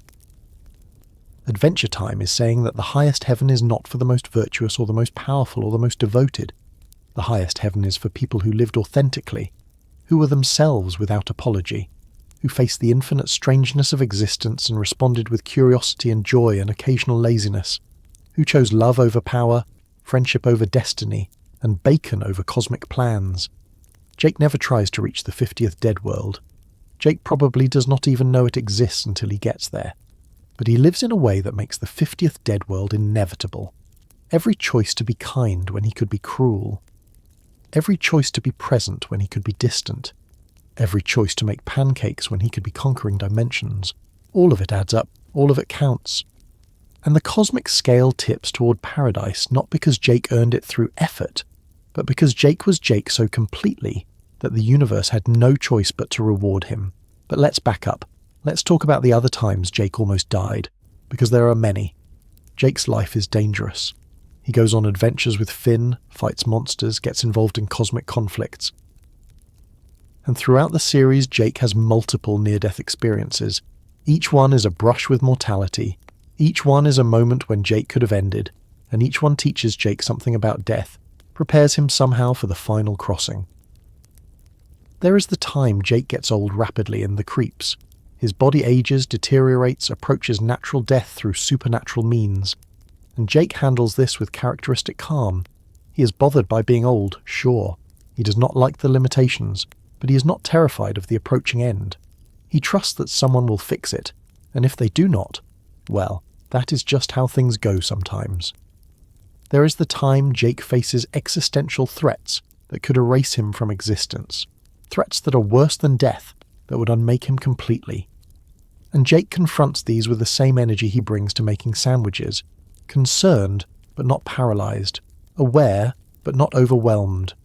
Jake understands that fear is reasonable, but panic is useless, that facing mortality means accepting it, not fighting it. And there are the dreams. The Cosmic Owl appears in Jake's dreams multiple times, and the Cosmic Owl's dreams are prophetic. They show the future. They reveal destiny, and the Cosmic Owl shows Jake death, shows Jake endings, shows Jake the shape of what is coming, and Jake wakes up, processes the information, and goes about his day. Because what else can you do? If death is coming, and it is always coming, then spending your life worrying about it is just wasting the time you have. This is Jake's approach to mortality distilled. Accept it. Acknowledge it. Do not let it control you. Live fully knowing that life ends. Make bacon pancakes in the shadow of oblivion. Love your friends even though everyone dies eventually. Be present now because now is all you have. This is not denial. This is not ignorance. This is Jake staring directly at the void and deciding the void is not that interesting compared to hanging out with Finn. And Death notices this.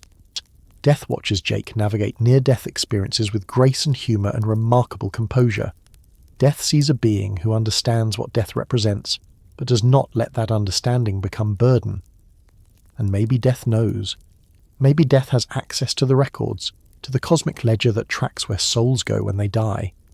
Maybe Death looks at Jake's file and sees 50th Dead World already written there in cosmic ink. And maybe that is why Death treats Jake differently, not as prey but as an equal, not as a victim but as someone who will eventually join the elite ranks of the perfectly dead. But here is the thing about the 50th Dead World that makes it cosmically significant. It is not just paradise. It is not just reward. The 50th Dead World is also a place of waiting, of preparation, of getting ready for what comes next. Because death in Adventure Time is not an ending. Death is a transformation. Death is a pause before reincarnation, before returning to life in a new form, before diving back into the cycle of existence. And the higher the dead world you reach, the longer you get to rest. The more time you have to prepare for the next round. Jake reaches the 50th Dead World and he waits. For how long? The show does not specify. Could be years, could be decades, could be centuries in subjective time while minutes pass in the living world. Time is weird when you're dead. But Jake waits there, in paradise, in the highest heaven, surrounded by whatever the 50th Dead World contains. Other enlightened beings, pure peace, infinite bacon pancakes. The show does not show us because that would ruin the mystery. But Jake is there, waiting, and he knows who he is waiting for. Finn, obviously. Jake is waiting for Finn to die so they can be reunited, so they can be together again, so the cosmic best friends can continue their friendship beyond death. And this is the most beautiful thing about the 50th Dead World. It is not solitary. It is not Jake alone in paradise. It is Jake in a place where eventually Finn will join him, and then they will make another choice together, another decision about where to go next, another adventure even in death. This is the promise Jake makes by reaching the 50th Dead World. He is not abandoning Finn.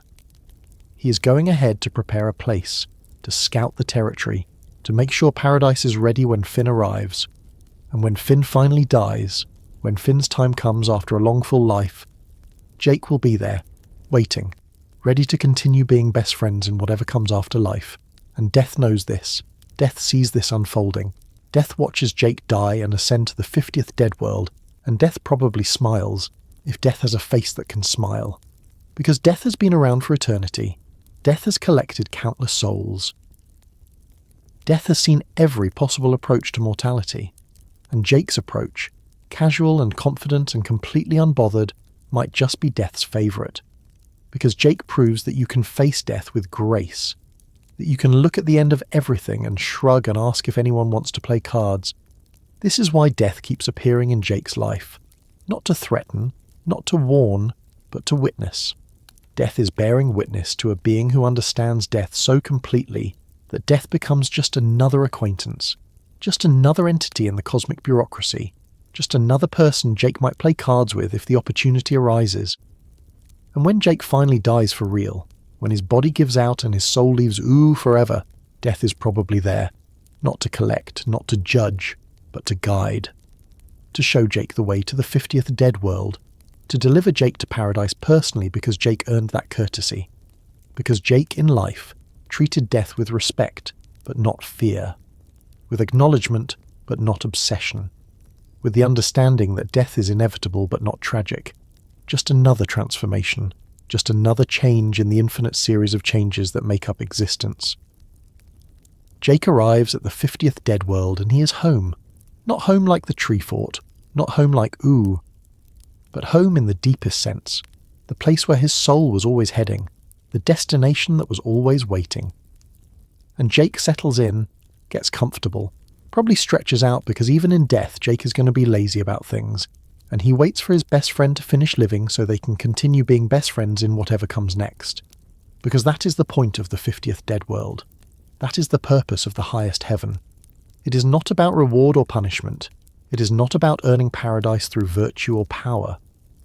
It is about arriving at the place you were always meant to reach. The place that matches who you are so completely that being there feels like the most natural thing in existence. And for Jake, a being of cosmic power who chose friendship over infinity, a dog who played cards with death and made it weird, the The 50th dead world was always inevitable. Death knew it. The cosmic owl knew it. And somewhere deep down, Jake probably knew it too. Not consciously. Not as a goal or destination, but as a certainty. The understanding that someone who lives like Jake, who loves like Jake, who faces the infinite strangeness of existence with bacon pancakes and a shrug, that person is heading somewhere special, somewhere perfect, somewhere that rewards being yourself so completely that the universe has no choice but to give you paradise. And Jake just keeps being Jake, in life, in death, in the 50th dead world, in whatever comes after. Because Jake learned the secret that most beings never learn, the secret that death hints at but never states directly. You do not reach paradise by trying to reach paradise. You reach it by being exactly who you are, fully and without apology, until death comes calling. And then you play cards with death, and when death inevitably wins, you accept the loss with grace and head to whatever comes next, which for Jake turned out to be the highest heaven. Not bad for a dog who just wanted to make bacon pancakes. There is a theory in physics about quantum entanglement.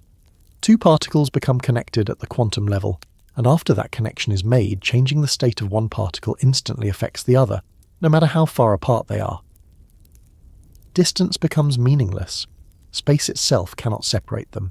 They are bound by something deeper than proximity, something fundamental to the structure of reality itself. Einstein called this spooky action at a distance because it bothered him, because it suggested the universe was weirder than even Einstein was comfortable admitting. Jake and Finn are quantum entangled. Not literally, probably not literally, but functionally, spiritually, cosmically. They are two beings who cannot be separated without fundamentally changing what they are. Jake is not Jake without Finn. Finn is not Finn without Jake.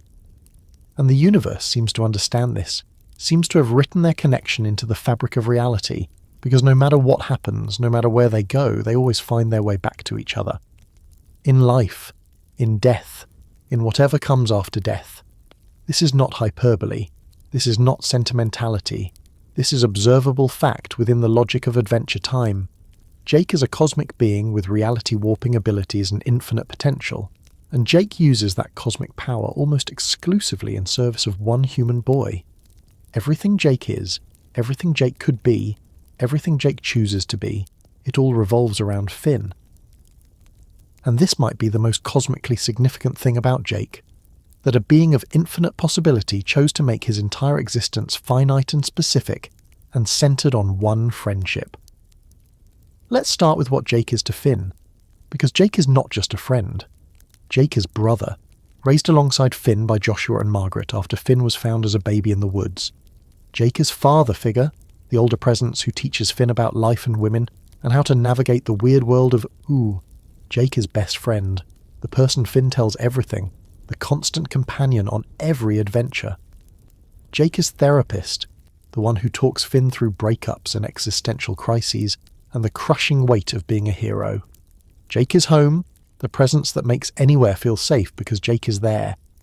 This is a lot of roles for one dog to fill. This is an overwhelming amount of emotional labour for a being who also wants to take naps and avoid responsibility. And yet, Jake does it. Maybe not perfectly, maybe not consistently. But Jake shows up for Finn in ways he does not show up for anyone else, including his own children. And this reveals something crucial about Jake's priorities. Jake chose Finn consciously, deliberately, over and over again. Jake chose this one human boy over cosmic destiny, over alien heritage, over responsible fatherhood, over everything else the universe offered. Why? The show never explicitly says, but we can piece together an answer from context. Finn was a baby when Joshua and Margaret found him. A human baby in a post-apocalyptic world where humans are nearly extinct. A vulnerable, helpless creature who needed protection and love and family. And Jake, young Jake, puppy Jake, looked at this tiny human and made a choice. This is my brother. This is my person. This is who I protect. And that choice shaped everything that came after. Because here is what Jake understands about love. Real love. The kind that transcends biology and logic and self-interest. Love is not a feeling. Love is a decision you make every day. You wake up and you decide to love this person, to show up for this person, to make this person's well-being matter more than your own comfort.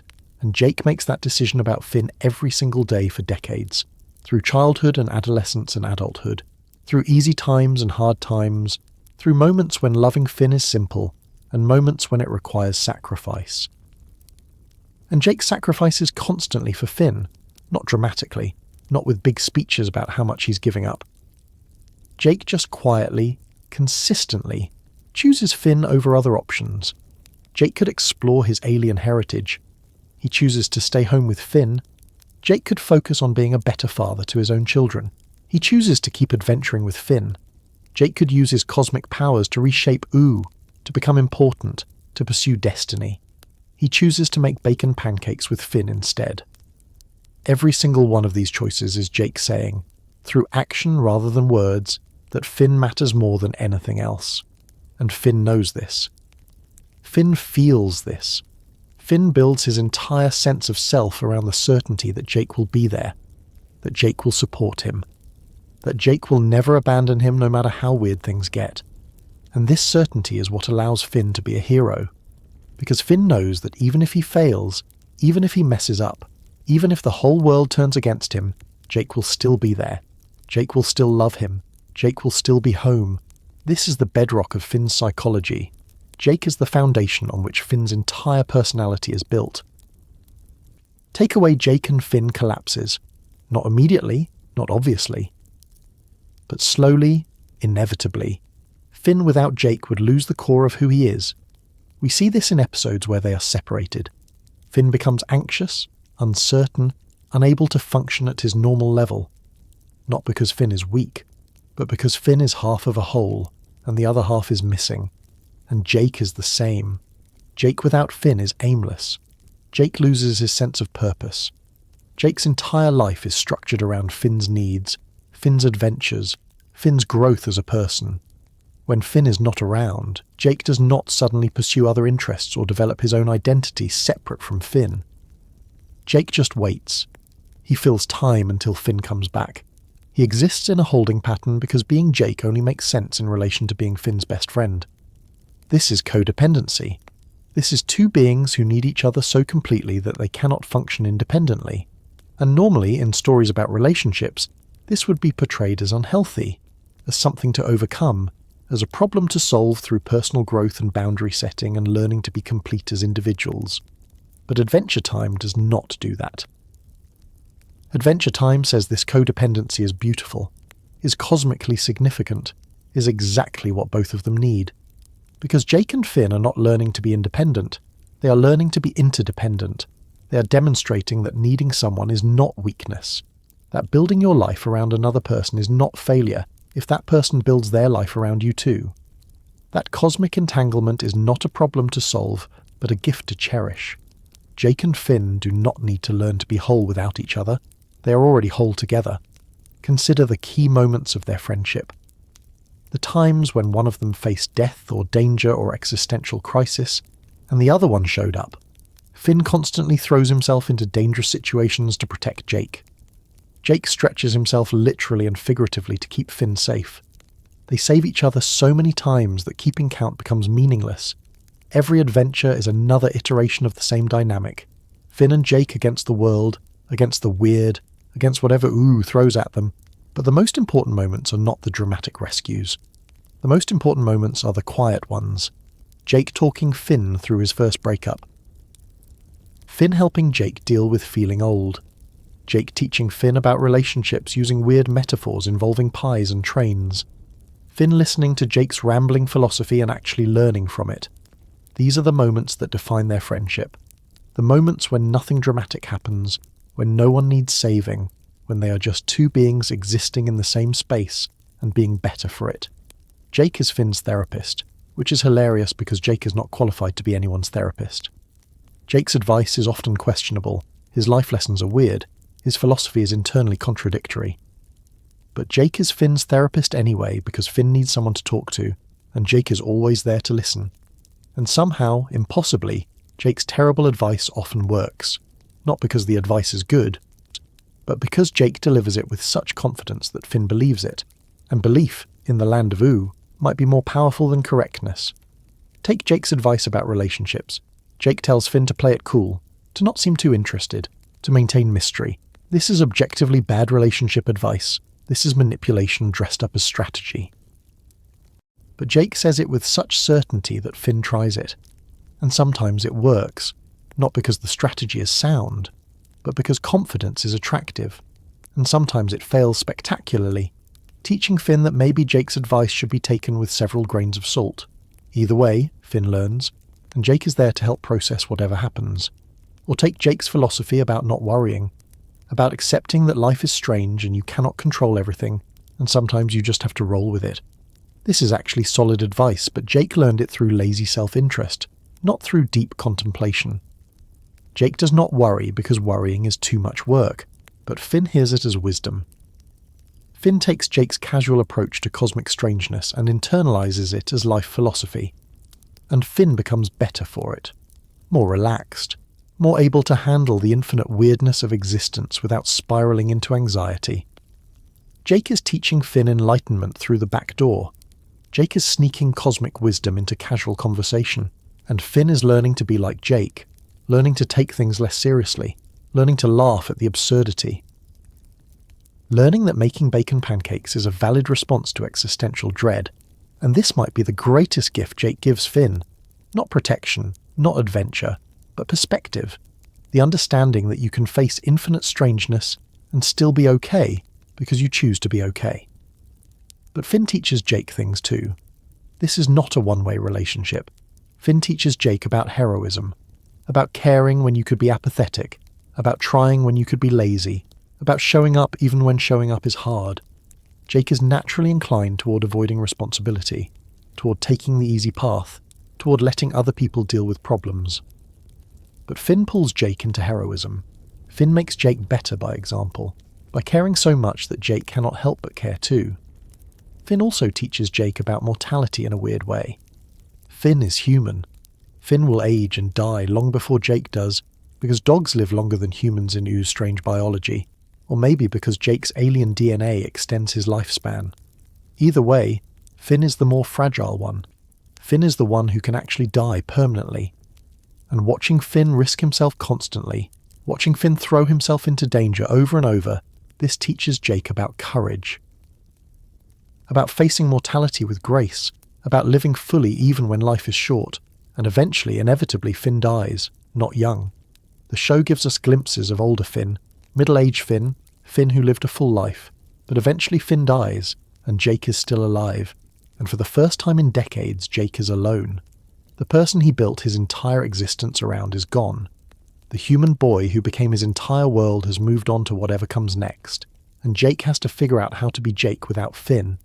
Except Jake does not have to figure it out, because Jake knows where Finn went. Jake knows about the dead worlds. Jake knows about the afterlife. And Jake knows, with absolute certainty, that he will see Finn again. Maybe not immediately, maybe not soon, but eventually. When Jake's own time comes, when his body finally gives out, when the cosmic being in dog form finally lets go of life, Jake will die, and Jake will go to the 50th dead world, and Jake will wait there, in paradise, for his best friend to join him. And this is exactly what happens. Jake dies. Jake ascends to the highest heaven, and Jake waits. For years, probably. For decades of subjective time in the afterlife while Finn lives out the rest of his life in Ooo. And Jake does not mind waiting. Because Jake knows Finn is coming. Jake knows that eventually, inevitably, Finn will die too. And they will be reunited. And they will continue being best friends in whatever form comes next. This is the promise Jake makes without words. The commitment that transcends life and death. The friendship that literally survives mortality. And when Finn finally arrives in the dead worlds, when Finn's soul crosses over and begins ascending through the levels, toward the 50th world, Jake is there, waiting, ready. Still Jake. Still Finn's best friend. Still the cosmic being who chose this one human over everything else the universe offered. And they reunite in the episode Together Again from the Distant Land specials, and it is beautiful and sad and perfect. Finn arrives confused and uncertain about death, processing the weight of a full life lived, and Jake is just happy. Jake is purely, simply, cosmically happy because his best friend is here. The separation is over. They are together again, just like the title promises, and nothing else matters. Not paradise, not the 50th dead world, not cosmic significance, just two friends reunited after death separated them. They talk, they catch up, they process everything that happened, and then they make a choice together. They could stay in the 50th dead world. They could remain in paradise forever. But that is not who they are. Finn and Jake are not meant for eternal rest. They are meant for adventure, for movement, for continuing to experience existence together. So they choose to reincarnate, to go back, to live again in new forms together, because being together is the point. Paradise without your best friend is not really paradise. But life with your best friend, even a new life in a new form, that is exactly right. This choice is the ultimate expression of their friendship. They reject heaven itself because heaven is not worth experiencing without each other. They turn down eternal paradise for the chance to continue being best friends through another lifetime, and the universe, in its infinite weirdness, allows this. Because the universe understands what Jake and Finn are. The universe recognizes cosmic entanglement when it sees it. Two souls so thoroughly intertwined that separating them even in death is not just cruel but incorrect. Wrong on a fundamental level, so Jake and Finn reincarnate together. The show hints at what forms they take. Maybe humanoid, maybe something else. The specifics do not matter because the forms are temporary. The friendship is eternal. They will live this life together, and when this life ends, they will find each other again, and again, and again. Forever cycling through existence, two souls bound so tightly that not even death can separate them for long. This is what Jake's cosmic destiny was always about. Not the shape-shifting powers, not the alien heritage, not the 50th dead world. All of that was just set up. All of that was the universe preparing Jake for his real purpose. To be Finn's best friend so completely, so totally, so cosmically, that their friendship becomes a fundamental force, something that shapes reality itself, something that endures beyond life and death and reincarnation and everything else. Jake chose Finn over cosmic significance, but in choosing Finn, Jake achieved cosmic significance. Because love is the most powerful force in the universe. Not romantic love necessarily, just love. The kind of love that makes you show up every day. The kind of love that makes you wait in paradise for decades for your friend to die, so you can be together again. The kind of love that makes you reject heaven itself because heaven is just a place, and your friend is everything. This is what the universe was trying to teach all along. Power does not matter. Destiny does not matter. Cosmic heritage does not matter. What matters is who you choose to love and whether you love them completely. And Jake chose Finn. From the moment baby Finn arrived in the family, Jake chose Finn. Every day for decades, through life and death and beyond. Jake chose Finn, and Finn chose Jake. Every adventure, every moment of danger, every time Finn could have pursued his own path without Jake slowing him down, Finn chose to bring Jake along. Because Finn understood the same truth Jake understood. Being powerful or important or heroic means nothing if you are alone. But being normal, being small, being just a human and a dog having adventures together, that means everything. So when you think about Jake's cosmic destiny, when you try to understand why a shape-shifting alien hybrid ended up in the highest heaven, remember this. Jake got there by loving one person completely, by choosing that person over everything else, by making that person's well-being the center of his entire existence. And the universe saw that choice, that commitment, that absolute devotion, and said this. This is what paradise is for. Not for the virtuous or the powerful, for those who love so completely that love becomes their identity. Jake and Finn are quantum entangled. Two particles that affect each other across any distance. Two souls that found each other in one life, and will keep finding each other through infinite lives. Two best friends who proved that friendship is not just important. Friendship is everything. Friendship transcends realms. Friendship survives death itself. And somewhere, in some new life, in some new forms, Jake and Finn are together right now. Still being best friends, still having adventures, still proving that the most cosmic thing you can do is love someone and mean it. That is Jake's real power. Not the shapeshifting, the love. And that is why Jake is cosmically significant. Because Jake loved Finn so much that the universe noticed, and the universe said, yes, this is what matters. There is a genre of philosophy that does not come from universities or ancient texts or meditation retreats. It comes from people who stumbled into wisdom by accident while trying to avoid doing anything difficult. These are the accidental sages, the lazy prophets, the beings who discovered cosmic truth because cosmic truth was easier than the alternative, and Jake is the patron saint of this tradition. Jake is a Zen master who achieved enlightenment through the path of least resistance. Let me tell you about the most famous thing Jake ever said.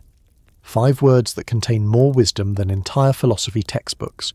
5 words that millions of viewers heard and immediately recognized as truth disguised as encouragement. Jake tells Finn, who is frustrated about being bad at something, sucking at something is the first step to being sort of good at something.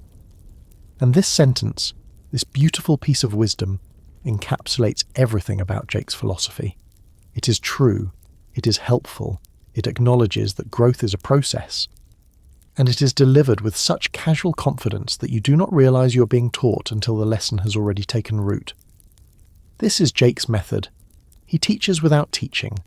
He drops wisdom like it is nothing, because to Jake it is nothing. Jake does not sit down and think about the human condition. Jake does not study philosophical traditions. Jake just lives his life, makes observations based on that life, and shares those observations when relevant. And somehow, impossibly, Jake's casual life advice aligns with thousands of years of Eastern philosophy.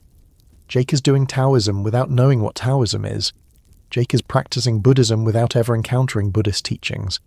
Jake is embodying philosophical truths through pure instinct and laziness. Consider the concept of Wu Wei from Taoism.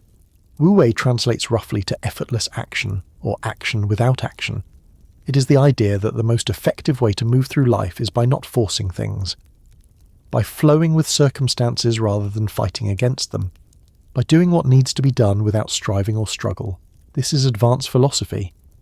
This is a concept that takes years of meditation and study to fully understand, and Jake just does it. Naturally, constantly. Jake is Wu Wei personified. Jake never forces anything. When problems arise, Jake does not attack them head on. Jake flows around them, stretches over them, becomes the solution without appearing to try.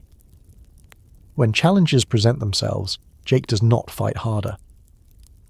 Jake finds the path of least resistance and takes that path with confidence. This looks like laziness. This feels like avoiding responsibility. But it is actually profound wisdom about how to navigate existence without burning yourself out through constant struggle. Think about how Jake approaches conflicts. Finn wants to fight every monster, solve every problem, save everyone who needs saving. This is noble but exhausting. Finn is constantly struggling against the universe, trying to force reality to match his ideals. And Jake is right there saying, maybe we do not fight this particular monster. Maybe we negotiate. Maybe we take a nap first. Maybe the problem solves itself if we wait long enough. This is not cowardice. This is understanding that not every battle needs fighting. That sometimes the best action is strategic inaction. Jake teaches this to Finn constantly, not through lectures but through example, through demonstrating that you can care about outcomes without caring about struggle, that you can help people without exhausting yourself, that you can be a hero without making heroism your entire identity. Finn learns these lessons slowly, imperfectly, but he learns them. And by the end of the series, Finn is more like Jake, more relaxed, more willing to let things happen rather than forcing them, more comfortable with uncertainty and chaos. But let's talk about specific moments of Jake wisdom, the episodes where Jake explicitly teaches someone something, and the lesson lands with cosmic weight. One of the most beautiful examples is the Viola lessons. Viola, Jake's daughter, is struggling with life. She is stressed about her responsibilities as a princess. She's worried about the future. She's caught in that very human trap of trying to control everything, and feeling terrible when control proves impossible. And Jake, who is not a particularly present father most of the time, shows up for this moment. Shows up to teach Viola the one lesson he knows for certain. Let go. Just let go. Stop trying to control everything. Stop worrying about outcomes you cannot predict. Stop suffering over things that have not happened yet. Be present now. Accept what is. Flow with circumstances instead of fighting them.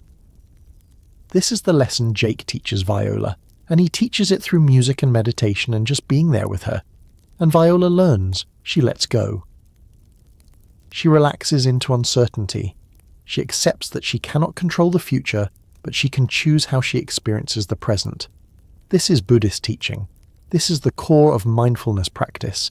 This is what meditation retreats and spiritual teachers spend years trying to convey. And Jake does it in one afternoon with his daughter, teaching cosmic wisdom while barely trying. Because to Jake this is just obvious. Of course you let go. Holding on to things that do not matter just makes you tired. Why would you choose to be tired? Then there is Jake's advice about relationships. Jake has been with Lady Rainicorn for years. They have a solid partnership built on genuine affection and mutual respect. And Jake tries to teach Finn how relationships work, which is hilarious because Jake's approach to relationships is deeply weird. Jake tells Finn to play it cool, to maintain mystery, to not show all your cards immediately. This is manipulation advice disguised as strategy, and it is terrible. But Jake also tells Finn things that are genuinely wise. He tells Finn that relationships require work, that you cannot just love someone and expect that to be enough. You have to show up. You have to communicate. You have to be willing to be vulnerable even when vulnerability is scary. He tells Finn that loving someone means accepting their weirdness, their flaws, their fundamental strangeness. That you do not fall in love with perfect people because perfect people do not exist. You fall in love with real people, and then you choose to love their reality instead of some imaginary ideal.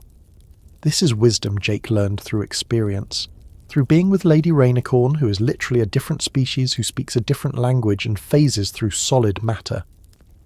If anyone understands that love means accepting fundamental differences, it is Jake. And he passes this understanding to Finn, not as rules but as observations, not as requirements but as possibilities. Jake teaches Finn that relationships can work even when they seem impossible, as long as both people choose to make them work. But Jake's deepest wisdom is about meaninglessness and meaning, about how to live in a universe that does not care whether you exist. This is the existential question that haunts conscious beings. If nothing matters cosmically, if the universe is indifferent to human or dog suffering, if death comes for everyone and eventually everything ends, then why bother? Why try? Why care about anything? This is the void that makes philosophers despair and drives people to religion or nihilism or desperate attempts to create meaning where none exists. And Jake looks at this void and shrugs. Yeah, nothing matters. So what? Nothing mattering means you are free. Free to make bacon pancakes. Free to love your friends. Free to have adventures or take naps or do whatever brings you joy. The universe does not care what you do, which means you get to decide what matters to you. And if you decide that bacon pancakes matter, then bacon pancakes matter. The universe does not get to overrule you. This is existentialism married to absurdism with a healthy dose of just not giving a heck. Jake understands that meaning is not discovered in the universe. Meaning is created by individuals choosing what to value, and Jake values simple things: friendship, food, comfort, occasional adventure when Finn asks nicely. These are not cosmically significant values, but they are Jake's values, and that makes them meaningful to Jake. And Jake does not need them to be meaningful to anyone else.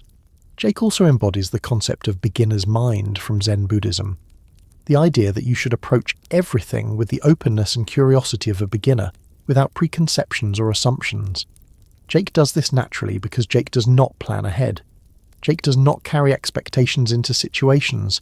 Jake just shows up and sees what happens. This makes Jake incredibly adaptable. When weird things occur, and weird things always occur in Ooo, Jake does not resist the weirdness. He just accepts it and adjusts accordingly. Finn brings home a weird artifact. Okay, let's see what it does. Ice King shows up with a strange request. Sure, why not? The universe starts behaving strangely. Well, the universe is always strange. This is just a new flavour of strange. Jake treats everything as though it is the first time experiencing it, which means Jake is never jaded, never bored, never so attached to how things should be that he cannot appreciate how things are. And there is Jake's famous courage, which is not courage in the traditional sense. Jake is not brave like Finn is brave. Finn charges into danger with confidence and determination. Finn faces fear by being stronger than the fear, but Jake faces fear by admitting he is scared and doing the thing anyway. Jake says out loud, constantly, that he is afraid, that he does not want to fight the monster, that he would rather be anywhere else, and then he fights the monster anyway because Finn needs him to. This is more honest than traditional bravery. This is acknowledging that courage is not the absence of fear. Courage is feeling the fear completely and choosing to act despite that fear. Jake is teaching Finn that it is okay to be scared, that being scared does not make you weak, that admitting vulnerability is actually strength, because it means you are being honest about your experience instead of pretending to be something you are not. Jake also understands that you do not have to have your life figured out. You do not have to know what you're doing. You can admit, openly and without shame, that you're making it up as you go along, because everyone is making it up as they go along. The people who seem to have it all figured out are just better at hiding their uncertainty. But Jake does not hide anything. Jake is transparently uncertain about almost everything, and somehow this makes him more trustworthy, not less. Because Jake is not pretending to have answers he does not have. Then there is Jake's relationship with his own powers. Jake has godlike abilities and treats them like party tricks. This is a profound statement about not letting power define you. Jake could be obsessed with his abilities. He could spend all his time exploring what he can do, pushing boundaries, testing limits. But Jake does not care. The powers are just tools, and tools are only interesting if you have something you want to build. And Jake mostly wants to build comfortable furniture and occasionally help Finn save Ooo. This teaches an important lesson about not being seduced by capability. Just because you can do something does not mean you should. Just because you have power does not mean you need to use it. Sometimes the wisest choice is to have abilities and deliberately not deploy them, to be powerful and choose to be small, to have options and choose simplicity. Jake's imagination is also part of his philosophy. Jake understands that reality is malleable, especially his own reality. He can literally reshape his body with his thoughts. What he imagines, he becomes. And this is true for everyone on a less literal level. What you imagine, what you focus on, what you give attention to, that becomes your reality. Not because the universe changes to match your thoughts, but because your thoughts determine what you notice, what you value, what you pursue. Jake demonstrates this constantly. He imagines himself as comfortable, and he becomes comfortable by stretching into comfortable shapes. He imagines solutions to problems, and those solutions become possible. The anti-destiny philosophy is crucial to Jake's worldview. Jake rejects prophecy. He rejects fate. He rejects the idea that the universe has plans for him that he must fulfill. Warren Ampersand wanted Jake to fulfill some alien destiny, and Jake said no. The cosmic owl showed Jake prophetic dreams, and Jake mostly ignored them. The universe kept trying to make Jake important, and Jake kept choosing to be unimportant. Because Jake understands that destiny is just another form of control, another way of limiting what you can be, and Jake refuses to be limited by anything, including cosmic plans. This is radical free will. This is Jake saying that he gets to decide who he is and what he does, and no prophecy or heritage or divine plan gets to overrule that decision. Jake is choosing himself constantly, choosing his own path, choosing his own values, and in doing so, Jake demonstrates that you are not bound by anything except the limits you accept. If you reject those limits, if you refuse to let destiny or expectations or social pressure define you, then you are free. Actually free. Cosmically free. And this freedom, this radical acceptance of self-determination, is what allows Jake to be lazy without guilt. Jake is not lazy because he is avoiding his destiny. Jake is lazy because he chose laziness as a valid approach to existence. He decided that doing nothing is sometimes better than doing something. That rest is valuable, that you do not have to optimize every moment or maximize every opportunity. Sometimes you can just exist, just be. Just stretch out and enjoy the fact that you are alive and nothing is currently trying to kill you. This is the ultimate teaching, the thing Jake demonstrates through every action and non-action. You do not have to be more than you are. You do not have to achieve cosmic significance or fulfill grand purposes or become the most powerful version of yourself. You can just be you. Imperfect, lazy, scared sometimes, making bacon pancakes, loving your friends, and that is enough. That is cosmically enough. Because you decided it is enough, and your decision is the only one that matters. Jake teaches that enlightenment is not about transcending your nature. It is about accepting your nature completely, about being exactly who you are without apology or shame, about embracing your limitations as much as your strengths, about understanding that you are a finite being in an infinite universe, and that finitude is beautiful, that choosing to be small in the face of cosmic vastness is not defeat, it is wisdom. The universe keeps trying to tell you that you should be more productive, more powerful, more significant, more everything, and Jake looks at that pressure and says, nah, I am good with being less, being normal, being just a dog who stretches sometimes. And in choosing to be less in a universe that demands more, Jake achieves something the universe cannot take away. He achieves contentment, peace, the understanding that he is exactly who he wants to be and nothing needs to change for that to be okay. This is the philosophy of Jake, wisdom wrapped in absurdity. Profound truth delivered through jokes about bacon. Cosmic understanding achieved through determined laziness. It is not the philosophy you find in books. It is not the philosophy taught in schools, but it is the philosophy that actually works for living a life that feels good. That brings joy instead of constant struggle. That allows you to face the infinite strangeness of existence and respond with curiosity instead of fear. Jake never meant to be a philosopher. He never set out to teach anyone anything. He just lived his life according to principles that made sense to him. And those principles, observed from the outside, revealed themselves to be ancient wisdom, rediscovered through a cosmic being who mostly just wanted to take naps. And maybe that is the cosmic joke. That the deepest truths are not hidden in complexity. They are hiding in simplicity, in bacon pancakes and friendship and choosing to be yourself, even when yourself is weird and lazy and scared. Jake found enlightenment not by seeking it, but by refusing to seek anything except whatever made him happy in that moment. And somehow, impossibly, that refusal to seek became the path, that choosing simplicity became wisdom. That being Jake, fully and without reservation, became the most philosophically profound thing Jake ever did. Because in the end, the universe does not care what philosophy you follow. The universe only cares that you actually lived. And Jake lived so completely, so authentically, so absolutely as himself, that the universe had no choice but to recognize that as cosmic truth. Sometimes the deepest wisdom sounds like, sucking at something is the first step to being sorta good at something, and sometimes that is all the wisdom you need. There comes a moment in every life when the body says enough, when cells stop dividing, when organs fail, when the biological machinery that kept you alive for decades or centuries finally winds down to silence. For most beings, this moment is tragedy. The end of consciousness, the termination of experience, the final darkness. But for some beings, for those who lived fully and died well, death is not an ending. Death is graduation. Death is the universe saying you passed the test, and here is your reward. Jake dies old. Not ancient, not decrepit, but old enough that death makes sense. Old enough that his body earned the rest. The show does not give us the exact circumstances. We do not see Jake's final moments in Ooo. We do not watch him take his last breath. But we know it happened.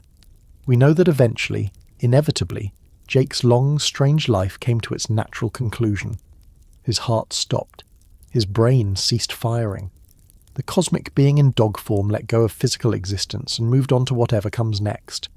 And what comes next is the 50th dead world, the highest heaven, the peak of the afterlife mountain, the place reserved for souls who live so well that death itself cannot help but reward them.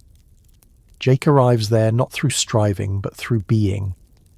Not through achievement, but through authenticity. Not because he saved the world 50 times, but because he made bacon pancakes with complete sincerity 50,000 times. The cosmic scales measured Jake's life and found it perfect, not in the sense of flawless, but in the sense of complete, finished, whole, exactly what it needed to be. The 50th dead world is not described in detail. Adventure Time keeps the specifics vague, mysterious, appropriate for a place that transcends normal existence. But we know it is paradise. We know it is beautiful. We know it is the kind of place where you could spend eternity and feel satisfied. Rolling hills, gentle light, peace that soaks into whatever counts as bones when you are a dead soul. It is everything afterlife should be. Rest after struggle, reward after effort, the cosmic exhale after a life spent inhaling chaos. And Jake is there, waiting, just waiting. Not impatiently, not desperately, just present in paradise, existing in that timeless way dead souls exist, knowing that eventually Finn will join him. Because that is the deal. That is the promise written into the fabric of their friendship. Death separated them temporarily, but only temporarily. Jake went ahead to scout the territory, to make sure the afterlife was ready, to hold a place for his best friend. And now he waits for that best friend to finish living so they can continue being best friends beyond life. How long does Jake wait? The show does not specify. Could be years, could be decades. Time is strange when you are dead. Time might not exist at all in the 50th dead world. Or time might exist but feel different, flowing like honey instead of water, stretching moments into eternities or compressing eternities into moments. Jake could have waited for what feels like a weekend or what feels like a century. And either way, Jake does not mind, because Jake knows Finn is coming, and knowing that makes the waiting bearable, makes it more than bearable, makes it peaceful. Think about what this waiting means. Jake could have moved on, could have reincarnated immediately, diving back into existence without pausing to rest. But Jake chooses to wait, chooses to remain in the dead world in paradise, doing nothing except existing and waiting for Finn. This is love expressed through patience. This is commitment expressed through voluntary stasis. Jake is saying, through action more powerful than words, that no amount of paradise is worth experiencing without Finn, that heaven is just a location, and locations are meaningless without the right company. And eventually, finally, Finn dies too. Finn lives a long, full life, longer than you would expect for a human who spent his entire youth throwing himself at monsters. But Finn survives. Finn grows old. Finn becomes the kind of old man who has seen everything, done everything, saved everyone who needed saving. And then Finn's body, like Jake's body before it, says enough. Finn's heart stops. Finn's consciousness detaches from the physical world, and Finn begins the journey through the dead worlds, ascending through the levels toward whatever afterlife he earned. The episode Together Again from the Distant Land specials gives us this reunion, and it is one of the most emotionally devastating and beautiful moments in all of Adventure Time. Finn arrives in the dead worlds confused, disoriented, processing the weight of being dead. And Finn begins climbing, moving through the levels. First dead world, second, third, moving upward through bureaucratic afterlife geography towards something he does not yet understand. And Jake, in the 50th dead world, somehow knows, somehow feels Finn approaching. The cosmic connection, the quantum entanglement, it works even in death. Or Jake knows his best friend is finally coming home, and when they reunite, when Finn climbs high enough to reach the 50th dead world and sees Jake waiting there, the emotion is overwhelming. Not because of dramatic music or elaborate animation, but because of simplicity. Jake is there, Finn is there. They are together again, just like they always knew they would be. Death tried to separate them and failed. Time tried to keep them apart and failed. The structure of reality itself bent to accommodate their friendship, because their friendship is stronger than the boundaries between life and death. They talk. They catch up. Jake tells Finn about the 50th dead world, about what dying was like, about waiting. Finn tells Jake about the rest of his life, about growing old, about the adventures he had after Jake was gone. And there is grief in this conversation. Grief for the separation, for the years they spent apart, for the simple fact that life ends and endings hurt, even when you know they are temporary. But there is also joy, pure uncomplicated joy that they are together again, that the promise was kept, that death was not stronger than love, and then they have to make a choice. Because the 50th dead world is not the end. The dead worlds are not permanent. They are way stations, places to rest between lives, places to process and heal and prepare for what comes next. And what comes next is reincarnation, the cosmic wheel turning again, souls returning to physical existence in new forms, starting over, playing another round of the game called life. And Finn and Jake can choose when they reincarnate. They can stay in the 50th dead world for eternity if they want. But that is not who they are. Finn and Jake are not built for eternal rest. They are built for adventure, for movement, for experiencing existence together in whatever form that takes. So they make the choice that defines them more completely than any other choice they ever made. They choose to leave paradise. They choose to give up the highest heaven. They choose to reincarnate together, diving back into existence, accepting new lives in new forms, because being together in life is worth more than being together in paradise.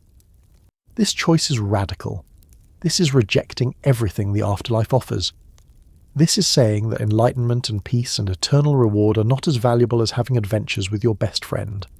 This is choosing finite existence over infinite rest.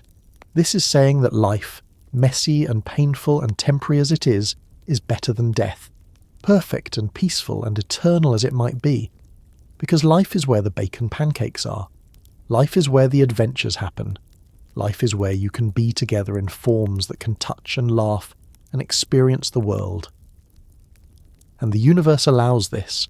The cosmic machinery that governs reincarnation processes their request and says yes. Yes, you can go back together. Yes, you can be partners in your next life. Yes, your friendship is strong enough to transcend not just death, but the boundary between lives. You can be together again, in new forms, starting over but not really starting over, because you carry the essence of who you were into who you will be. The show does not tell us what forms they take. We get hints. We see two small glowing entities moving together, descending from the dead worlds back toward life. They could be anything. Dogs again. Humans again. Entirely new species. The forms do not matter because the forms are temporary. The friendship is eternal. Whatever they become, they will be Finn and Jake. Or the beings who used to be Finn and Jake. Or the souls that contain Finn and Jake's essence. The terminology is imperfect because what they are transcends terminology. This is the cosmic loop, the eternal return, the wheel of rebirth that appears in Buddhist and Hindu philosophy, given adventure time flavour and made concrete through two friends who refuse to be separated. Finn and Jake will live this new life together, and when that life ends they will die again, and they will meet again in the dead worlds, and they will choose to reincarnate again. And this will continue forever. Infinite cycles of life and death and reunion and rebirth. Each life different but fundamentally the same because they are together. And this is what Jake's shapeshifting was always preparing him for. Jake spent his entire life changing forms. Being a dog, being a house, being a boat, being soup, being anything and everything. Jake was practicing transformation, practicing the art of being different things while remaining himself. And reincarnation is just shapeshifting on a cosmic scale. Being different forms across different lives while maintaining the core of who you are. And Jake mastered small transformations in life so he could master the ultimate transformation in death. The 50th Dead World revelation is not about reward, it is about recognition. The universe looked at Jake's life and recognized what Jake was doing, saw the pattern beneath the chaos, saw the wisdom beneath the laziness, saw the enlightenment hiding behind bacon pancakes and naps. And the universe said this being understands something fundamental, this being lived correctly, not morally correctly, not productively correctly, but existentially correctly, this being figured out the cosmic joke and laughed at it. And beings who laugh at the cosmic joke deserve the highest heaven. But here is the deeper revelation. Jake did not try to reach the 50th Dead World. Jake never knew it existed. Jake never pursued enlightenment or cosmic favour or afterlife rewards. Jake just lived as Jake, making choices that felt right, loving people who mattered to him, avoiding responsibility when possible, and embracing it when necessary. And those choices, accumulated over decades, added up to a life so authentic and complete that the cosmic scales could not help but reward it, as this is the ultimate teaching about destiny and choice. Jake's destiny was not written in prophecy or determined by his alien DNA or dictated by cosmic forces. Jake's destiny was created through choices, through 10,000 small decisions about who to be and what to value and how to live. each choice writing another line in the story of Jake, each decision adding another weight to the cosmic scales. And the accumulated weight of all those choices was enough to lift Jake to the highest heaven. But Jake did not stay there, and this is crucial. Jake reached paradise and rejected it. Not because paradise was not good enough, but because paradise without Finn was incomplete. And this rejection is itself cosmically significant, because the universe is testing something. Testing whether Jake values peace over connection. Testing whether Jake would choose eternal reward over temporary reunion, and Jake passes the test by failing it, by choosing wrong according to the logic of eternal rest, by saying that no amount of paradise matters if your best friend is not there to share it. And in making that choice, Jake proves that he deserves paradise more than beings who would stay, because paradise is not about deserving. Paradise is about understanding what actually matters, and what actually matters is love, is friendship, is being with the people who make existence worthwhile. Everything else is just location and circumstance. Jake understands this, Finn understands this, and together they choose life over death, adventure over peace, being together over being perfect. The cosmic loop revealed is not a trap, it is freedom. It is the universe saying you do not have to end, you do not have to accept death as finality. You can keep going, keep experiencing, keep being with the people you love through infinite iterations of existence. Each life is temporary, but the pattern persists. Each death is an ending, but also a beginning. And beings who understand this, who embrace the cycle rather than fighting it, those beings are free in a way that beings who fear death can never be. Jake spent his life shapeshifting, and now he shapeshifts through lifetimes. Finn spent his life being a hero, and now he continues being a hero through infinite lives. Together they demonstrate that consciousness is not bound to one body or one life, that identity persists across transformations, that love is stronger than death because love is the pattern that survives when everything else changes. Was this always Jake's path? Did the universe plan this from the beginning? Or did Jake create this path through choices made moment by moment? The show suggests both, or neither, or the question itself is wrong because destiny and choice are not opposites. They are the same thing viewed from different angles. Jake chose his path, and in choosing it, made it his destiny. The universe recognized that destiny and provided the infrastructure for it to continue. Fate and free will dancing together, inseparable, creating a story that was both inevitable and chosen. Jake arrives at the 50th dead world and waits for Finn. This is fate. But Jake also chooses to wait rather than moving on immediately. This is free will. Both things are true. Both things matter. The cosmic mystery is not solved but embraced. You are destined to become who you choose to be. You choose to become who you were always destined to be. The snake eats its tail, and the circle completes itself, and everything continues. And somewhere in the multiverse, in some new life, Jake and Finn are together right now. Maybe they are humanoid. Maybe they are something else entirely. Maybe they remember their past lives, or maybe they are starting fresh with only the deepest patterns preserved. But they are together. They chose each other again. And they will choose each other again after this life ends. And again after that. Forever choosing. Forever together. Forever demonstrating that the strongest force in the universe is not power or destiny or cosmic law. The strongest force is two beings who love each other, deciding that love matters more than anything else. Even paradise. Even eternal rest. Even the peace that comes from accepting death as an ending. Because for Jake and Finn, death is not an ending. Death is just another transformation, another change of form, another adventure in an infinite series of adventures. The wheel turns, the cycle continues, and two friends ride that wheel together, laughing at the cosmic joke, making bacon pancakes in whatever forms allow for bacon pancake making, being themselves across infinite lifetimes. That is the 50th Dead World revelation. Not that Jake earned paradise, but that Jake understood paradise is just a place. And places are nothing compared to people. That the highest heaven is not the destination. The highest heaven is the launching point for the next adventure. The place you rest before diving back into existence with your best friend. Jake waited in paradise for Finn. Finn arrived. Together they left. And somewhere, in forms we cannot see, they are still together, still being best friends. Still proving that love is stronger than death and friendship transcends every boundary the universe can construct. The cycle continues. Forever. And that is exactly how it should be. So what is Jake's cosmic destiny? After everything we have explored, after tracing Jake's journey from alien-infected puppy to the highest realm of the dead, after examining his powers and his philosophy and his choices, what is the answer? What was the universe preparing Jake for? What was the point of giving a dog the ability to reshape reality with his thoughts? What was the meaning behind the shape-shifting alien DNA and the 50th dead world and the eternal friendship that transcends death itself? The answer is both simple and infinitely complex.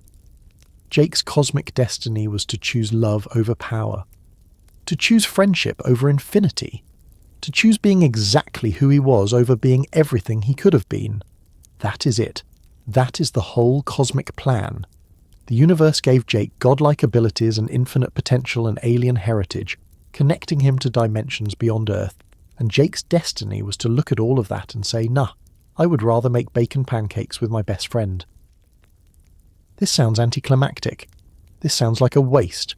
This sounds like the universe went through enormous effort to create a being of cosmic significance, just so that being could choose to be cosmically insignificant. But that is the point. That is the cosmic joke. That is what the universe was testing all along. When you give someone infinite power, what do they do with it? Most beings choose domination or exploration or self-aggrandizement. They become conquerors or seekers or gods.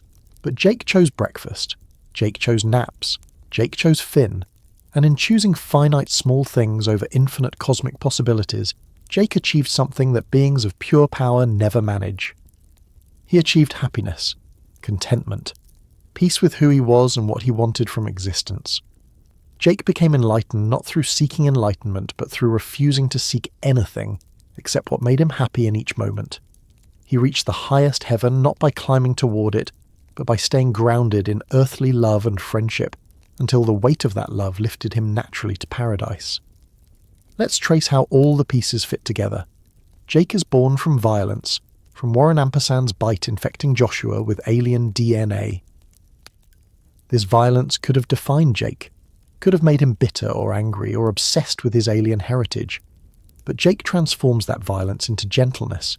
He takes the cosmic power that came from trauma and uses it to make his friends comfortable, to build better furniture, to occasionally save Ooo when Finn asks nicely. Jake proves that where you come from does not determine where you go, that being born from pain does not mean living in pain. Warren Ampersand represents the path not taken, the cosmic father who wanted Jake to pursue power, to embrace alien heritage, to become something other than a dog. And Jake rejects Warren completely. Not angrily, not dramatically, just with calm certainty that Warren is not Jake's father in any meaningful sense.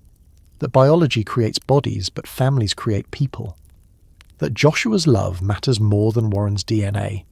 Jake chooses Earth over the crystal dimension, chooses being a dog over being an alien, chooses the family that raised him over the genetics that made him possible.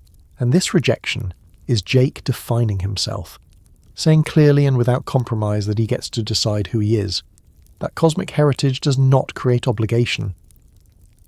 That having alien DNA is just another weird thing about Jake, like being able to stretch or liking bacon. It is part of what Jake is, but not who Jake is.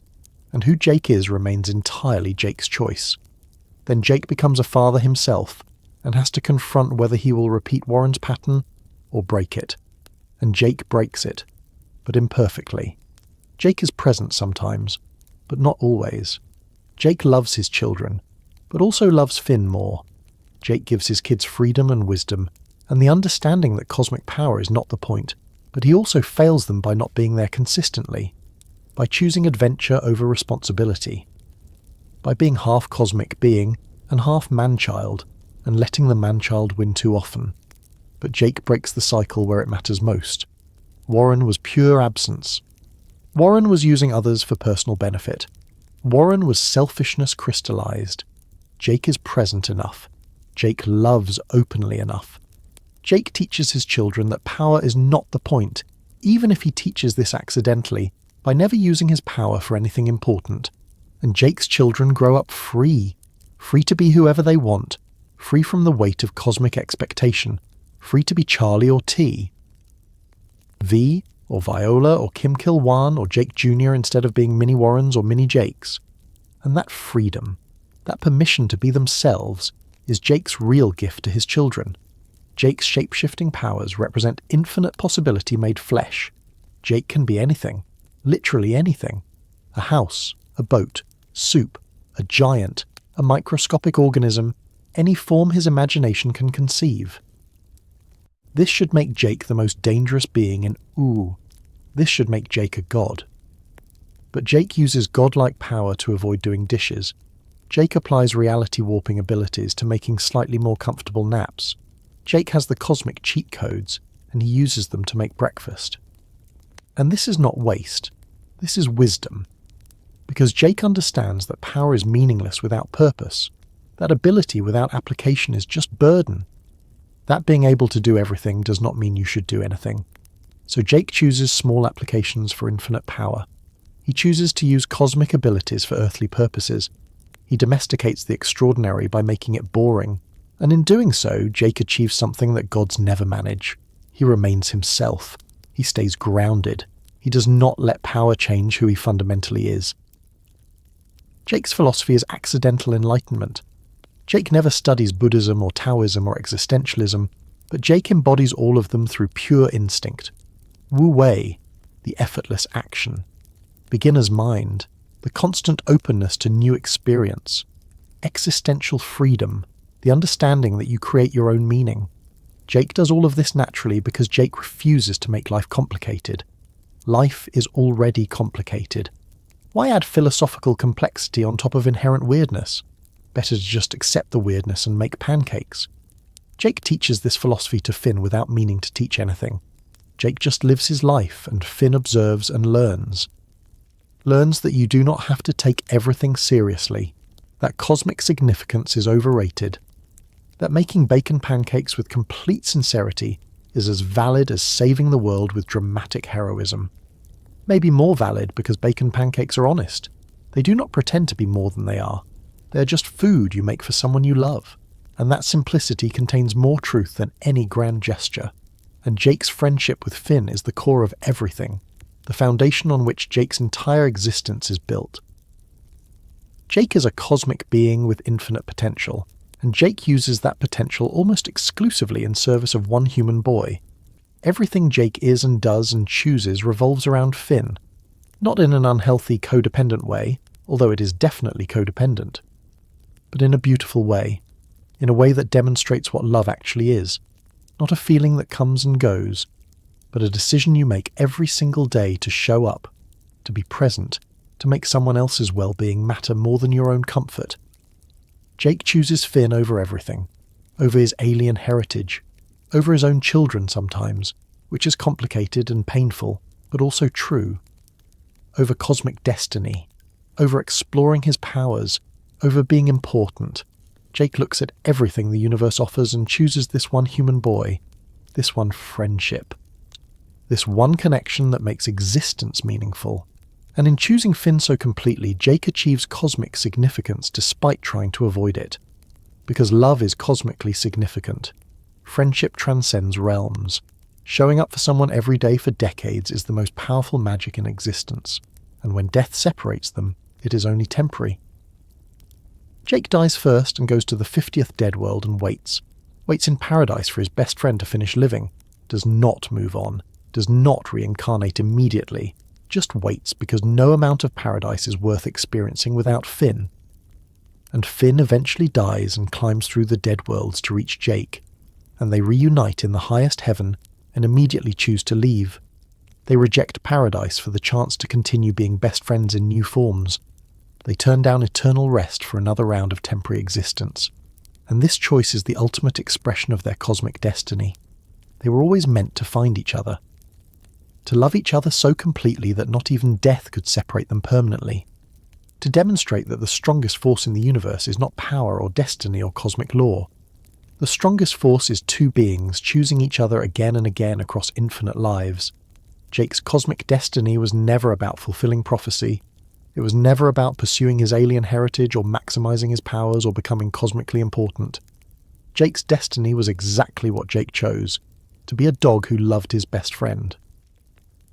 To make bacon pancakes with complete sincerity, to use infinite power for finite purposes, to choose the small and specific over the infinite and abstract, to live so authentically, so completely as himself, that the universe had no choice but to recognize that as enlightenment.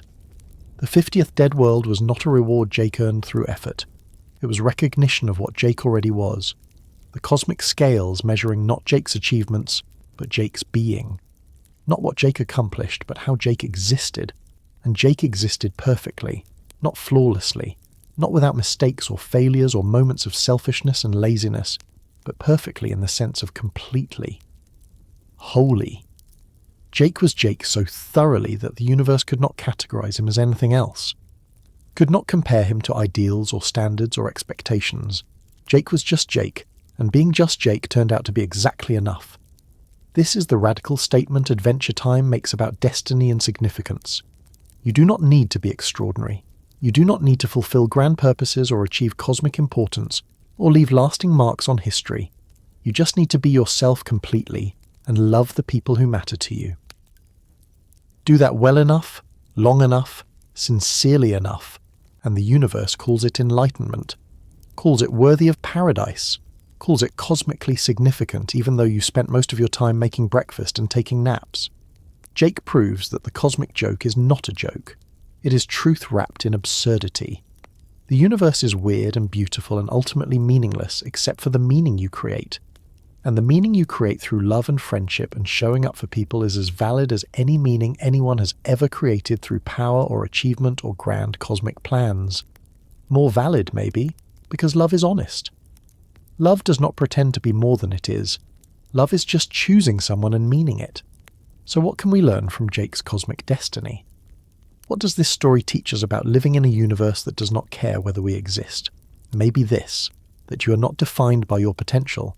You're not defined by where you come from, or what abilities you have, or what the universe seems to expect from you. You are defined by your choices, by who you choose to love and how you choose to show up, and what you decide matters. Jake had infinite potential and chose to make it finite. Had cosmic power and chose to make it mundane. Had alien heritage connecting him to dimensions beyond Earth and chose to stay grounded in earthly friendship. Every choice Jake made was a choice to be smaller than he could be, less powerful, less important, less cosmically significant, and those choices accumulated over a lifetime became the most cosmically significant thing about him. Because the universe is testing something, testing what beings do when given infinite possibility.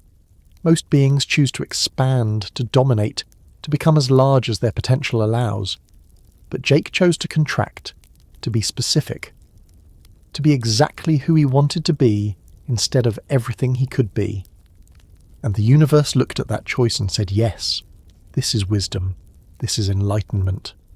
This is a being who understands that infinite possibility is not freedom. Infinite possibility is paralysis. True freedom comes from choosing something finite and being that thing completely. Jake was cosmically significant because he refused to be cosmically significant. Jake reached paradise by not trying to reach it. Jake achieved enlightenment by being too lazy to pursue enlightenment.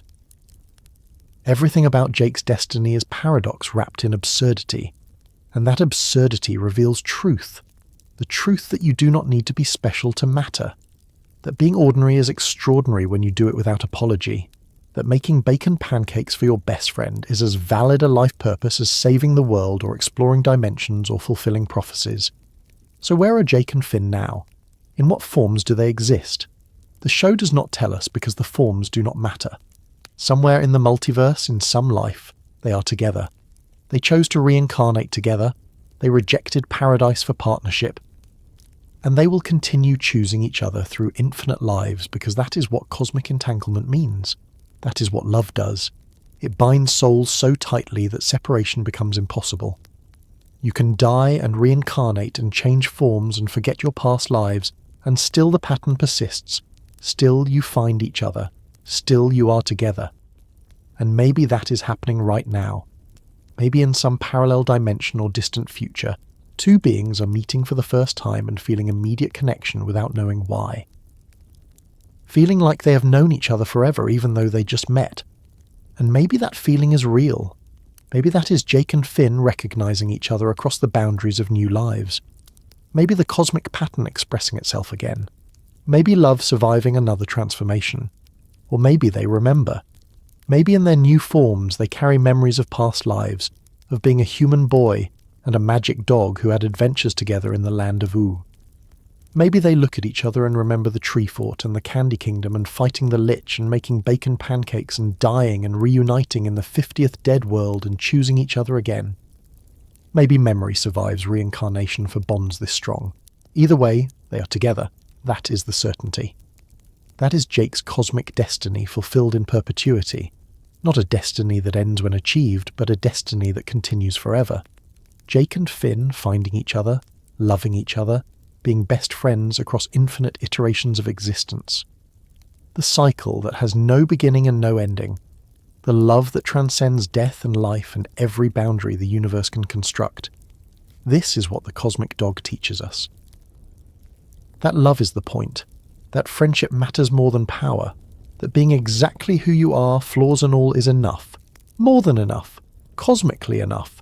That you do not need to be special to be significant. You just need to choose someone and mean it. To show up every day.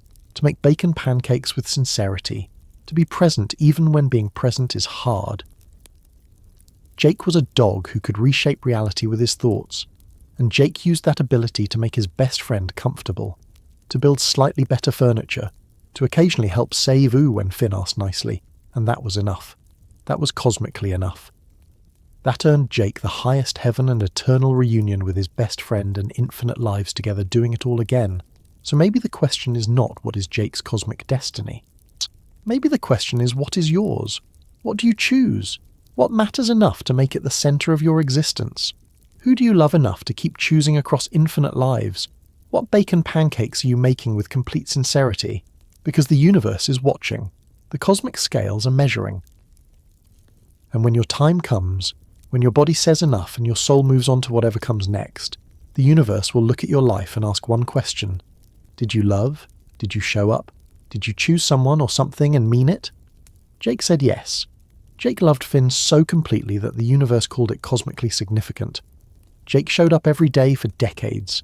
Jake chose friendship over infinity. And the universe said this is what matters. This is wisdom. This is enlightenment. This is deserving of paradise. And somewhere in the multiverse, Jake and Finn are still together. Still being best friends. Still proving that love is stronger than death, and friendship transcends every boundary and cosmic destiny is just choosing what matters and meaning it. That is the cosmic dog's final lesson. Not complicated, not hidden in ancient texts or meditation practices, just simple truth wrapped in bacon pancakes and shape-shifting and lazy wisdom and absolute love. You do not reach paradise by trying. You reach it by being exactly who you are and loving exactly who you love. Everything else is just details. Jake figured this out. Not through study or effort. Just through being Jake so completely that the universe had to recognize it as cosmic truth. And maybe you can too. Maybe we all can.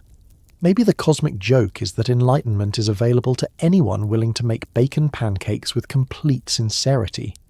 To love someone without reservation. To be themselves without apology. Maybe Jake's cosmic destiny is everyone's cosmic destiny. We just need to be lazy enough, loving enough, brave enough to choose it. So what about you? Are you making bacon pancakes or chasing infinity? Are you choosing love or pursuing power? Are you being yourself or trying to be everything? Jake chose bacon pancakes, love, and himself. And Jake ended up in the highest heaven with his best friend, living infinite lives together, proving that the simplest choices create the most profound destinies. Maybe that is all the cosmic wisdom you need. Maybe that is all any of us need. Just be yourself, love someone, make pancakes, and trust that the universe recognizes truth when it sees it. Even when that truth looks like a lazy dog who can stretch, especially then.